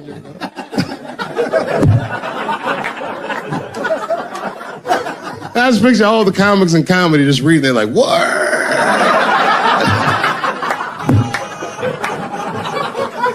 It's terrible. I know it's terrible. I'm sorry, ladies. You're right. You are right. But at the same time, I mean, you know what I mean? I don't know. Jesus Christ, they took everything from Louis. I was like, I don't know, it might be disproportionate. I can't tell. I can't tell. This is like where it's hard to be a man. One lady said, Louis C.K. masturbating in front of me ruined my comedy dreams. Word? Well, then I dare say, madam, you may have never had a dream. Come on, man, that's a brittle spirit. That is a brittle-ass spirit, nigga. That shit is too much. This is a grown-ass woman. You know what this shit is like? It's like COINTELPRO. You know what that is? It's a program that the FBI had under J. Edgar Hoover. In this program, one of the many things they did was they would track the sexual habits of anyone they considered an enemy of the state. was a lip button. That's why they got all these fucking sex tapes with Martin Luther King fucking bitches. But lucky for us, he actually had a dream. You think if Louis C.K. jerked off in front of Dr. King, he'd be like, I can't continue this movement. I'm sorry, but the freedom of black people must be stopped. I didn't know this nigga was gonna pull his dick out and jerk off like this. I just thought we were gonna get a couple of drinks and chill. Show business is just harder than that. Them women sound like, I hate to say it, they sound weak. I know it sounds fucked up, I'm not supposed to say that, but one of these ladies was like, Louis C.K. was masturbating while I was on the phone with him. Bitch, you don't know how to hang up a phone?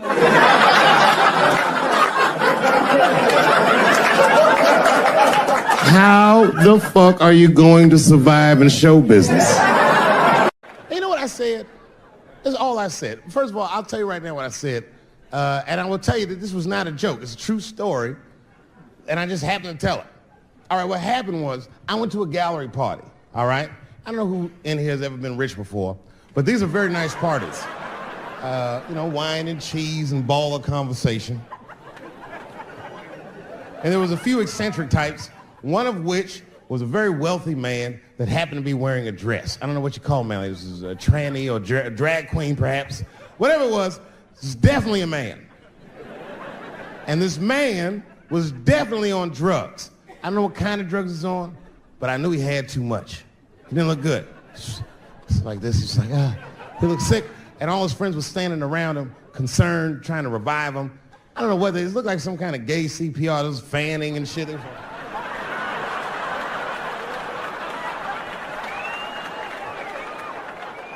I saw all this from a distance. Now, I should have minded my own business, but I got curious. I was like, And I went over there. All I said, excuse me, gentlemen, is he okay? And then they looked at me like I was evil. She is fine. I said, word? Oh. I'm sorry, I didn't know this is what we were doing. Here's my thing. I would support anybody's right to be whoever they feel like they are inside. I'm your ally in that. However, my question is, to what degree do I have to participate in your self-image? Is it fair that I have to change my whole pronoun game up for this motherfucker? That doesn't make sense. Seriously. If I put on an Argyle sweater and I'm like, hey everybody, I feel like a white guy in this sweater and I want some goddamn respect and a bank loan. That's not gonna work. Give a fuck how I feel. Why should I give a fuck how you feel? Nigger is a pronoun. But there was no time for philosophical debate. This was an emergency situation. I said, fine. Sorry, guys. I was just worried because she looks terrible. She just fell off the bench. Appears that her dick is popping out of her dress. You mind if I call an ambulance, champ? I'd rather not be at a party where a tranny ODs. There's too many questions to answer.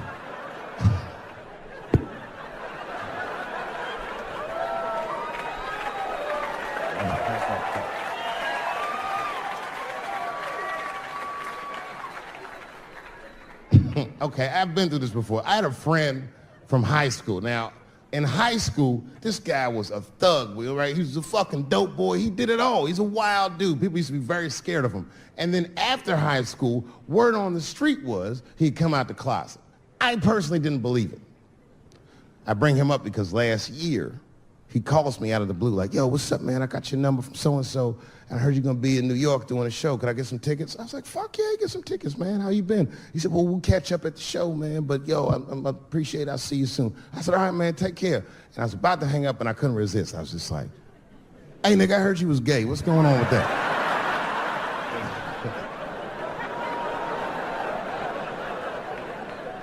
And I wish I didn't ask, because he sounded like he was dying to talk about that shit. And he had a long story about it. And it's not that I didn't care, but I was, I don't like talking on the phone. I was watching TV at the same time. So I just wasn't really paying attention like I should. But I was trying to sound supportive, but I didn't really know what to say. So I was just like mumbling shit throughout this conversation. I was just like, you know, nigga, you gay, man. You just gay. Like,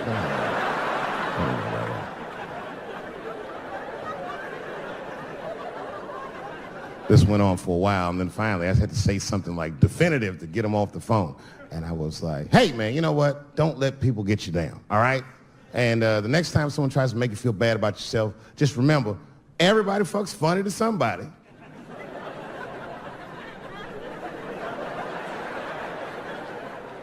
He didn't like that shit.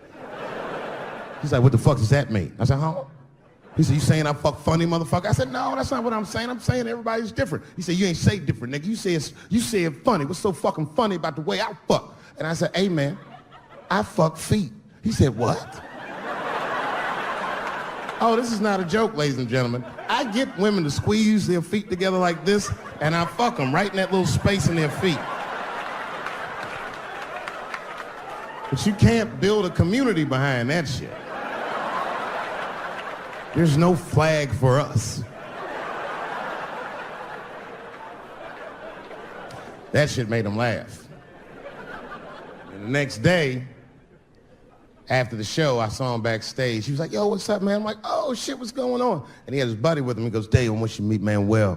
Manuel's my fiance. We're in New York getting married because it's legal here. I said, well, congratulations, fellas.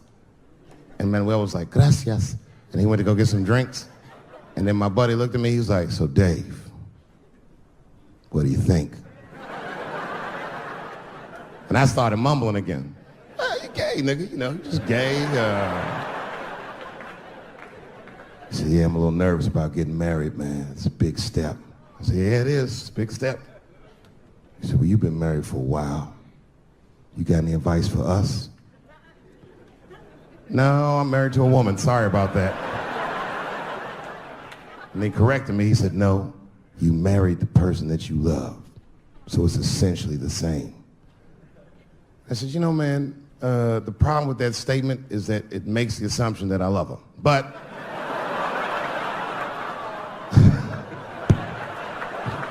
you guys lighten the fuck up. Of course I love my wife. She laughs at this shit. As a matter of fact, she eats and spends this shit. You know what I told him? I told him, I said, you know what you should do, man? First of all, you shouldn't do it. I'm talking about being legally married. It's not that you're gay as much as just legal marriage is a fucking diabolical leverage game in the United States. I'm just being honest. Devoid of religious significance or the idea of love, marriage is nothing but an awful contract that you shouldn't sign. I'm just being real. Because you start out loving each other, and then like 2 years later, you're just building a case against one another for a hypothetical court date that may or may not ever happen. You throw being gay on top of that, that shit is explosive. Like it's that Ray Rice shit. Okay, right after Ray Rice went through all that shit, I was at a party and I met this kid, Michael Sams. You know Michael Sams? Very nice guy. He's the first openly gay NFL player. And Mike's a very nice guy, very brave guy. But when I met him, I couldn't help but thinking, now what's gonna happen when Michael Sams beats his wife up in the elevator? Is that domestic violence or is that just two niggas working shit out in the elevator? You know what I mean?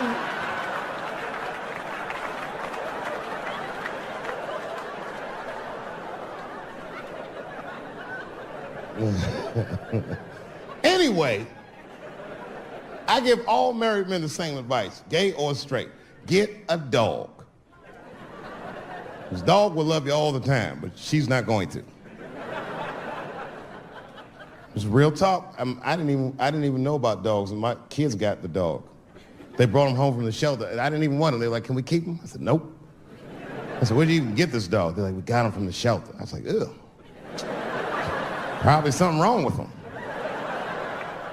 Can't keep him. And then my kids started crying and screaming like the dog had gambling debts. Please, Dad, if you don't let us keep him, they're gonna kill him. I was like, oh. All right, you can keep him. And this dog was a menace. I hated his guts. Then one night I'd smoked a bunch of weed and I was eating a sandwich And Baba came over. Baba's a dog. He came over and was staring at me. This will make you very uncomfortable if you're just looking at you usually.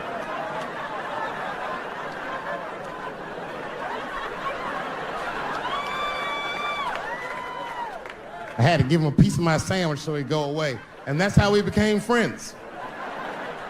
Now, if you see me walking down the street with Baba, I ain't got no leash or nothing. He walks right next to me. If I stop, he'll stop. And if I go, he'll go. And all my friends are like, yo, Dave, that shit is dope. How you train Baba to do that shit? I've never trained Baba. Just a messy eater. If I drop food and Baba's not around, all I gotta do is call him. Baba! He's a black dude's dog, so he doesn't come right away. He peeks first to see what's going on.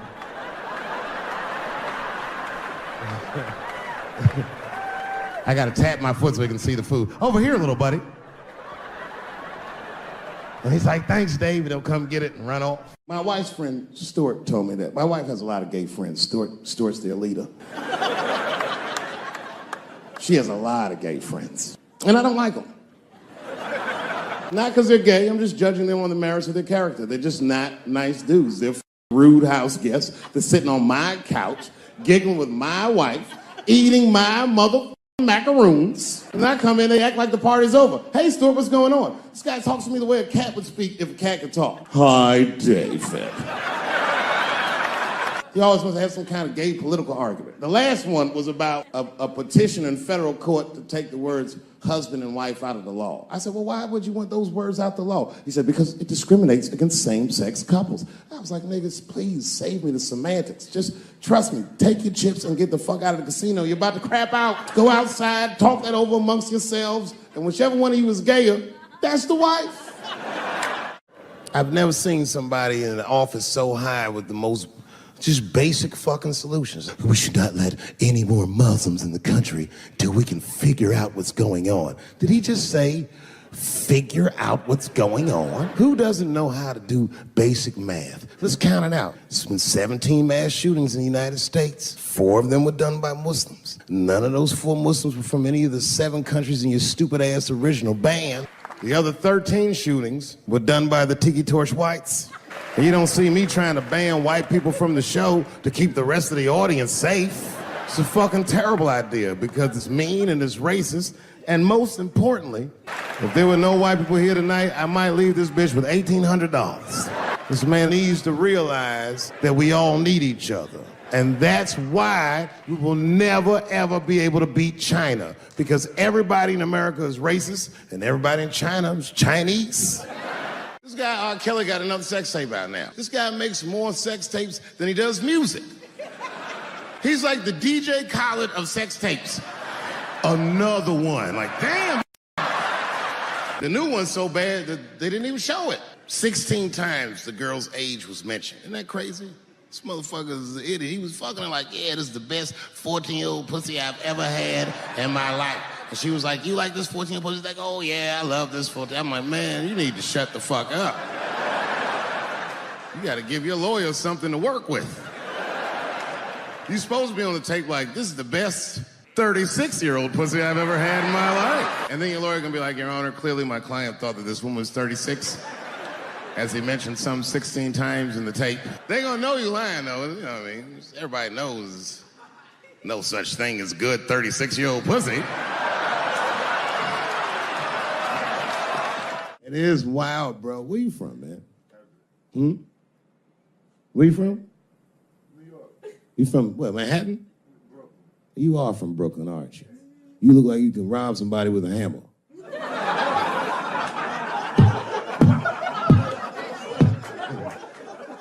Brooklyn niggas rob you with shit they find around the house. I just got stabbed with a toothbrush. This nigga must be from Brooklyn. I'm fucking around. I think, okay, again, of all those letters, the T has the toughest road ahead. In fact, I think the T should stand for tough road ahead. They've got the longest mental gap to bridge. That's all I'm saying. Because, you know, whenever I see one of them T's on the street, I don't mind them, but I'll be like, man, I miss Bruce. I'm sorry, guys. I'm 42. I remember Bruce Jenner. Before the Kardashians, before all that, This motherfucker was a white American superhero. It was amazing. He was beating Africans at track and field. We'd never seen anything like it. He was on my cereal box growing up. You know how much of that cereal I ate, nigga? I didn't know he was gonna do that. I knew before you guys knew. I heard things on the street in Hollywood. You know, you just be out, see people. Hey, what's up, Kanye? Why the long face? Nigga, you'll see. I got 2 mother-in-laws now. There was a big dance coming up in the middle school. I was 12 years old. I said, Dad, can I go to the dance? He said, of course you can go to the dance. I want you to get out and meet some more kids. I said, great. It costs $3 to get in. And my dad said, ooh, sorry, son, I don't have it. I was like, what the fuck? You don't have $3? Well, then how are we alive, Dad? Dad said, if you want to go to the dance bad enough, I'll tell you what, there's some money in the change jar, get the money from there. I was 12 years old. That's what I did. I showed up to the dance early. There's a long line of kids waiting behind me while I'm at the door trying to count out 300 pennies to get inside. I will never forget this shit as long as I fucking live. Oh, man, you know, if you've been poor, you know what that feels like. You ashamed all the time. Feels like it's your fault. And all them kids was laughing, ha, ha, ha. Look how poor Dave Chappelle is. Like, when I think back at it, that's really the only time in my life that I ever thought to myself, I should kill everybody at school. No, this is what I mean. Okay, look, okay, you're an Asian dude. No, I say this with no disrespect, but we're all Americans, right? And we can agree that America has a huge body count all over the world, but nowhere more than Asia. Literally, if you look at history, recently, we have bombed the masculinity out of an entire continent. We dropped 2 atomic bombs on fucking Japan, and they've been drawing Hello Kitty and shit ever since. There's a lot of lady boys in the wake of our bombs, and I know these things because my wife is Asian. She's Filipino. All right, well, okay, so that explains it. Now you know why you see me at all those Filipino events. I'm not there picking up pussy, I'm dropping some off.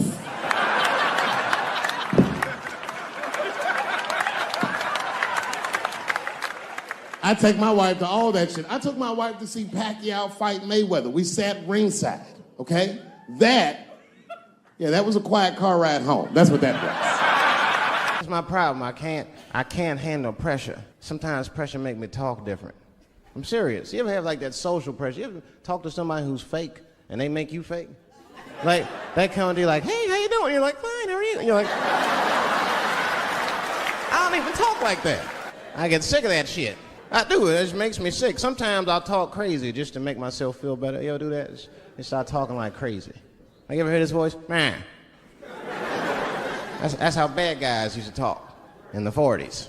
In the old days. See, I talk like that. Not all the time, but if somebody put the pressure on me, fuck it, I gotta cut loose. If the police pull me over, I'll talk crazy. Son, do you know why we pulled you over? Nah, because I'm black, see, that's right. Nah.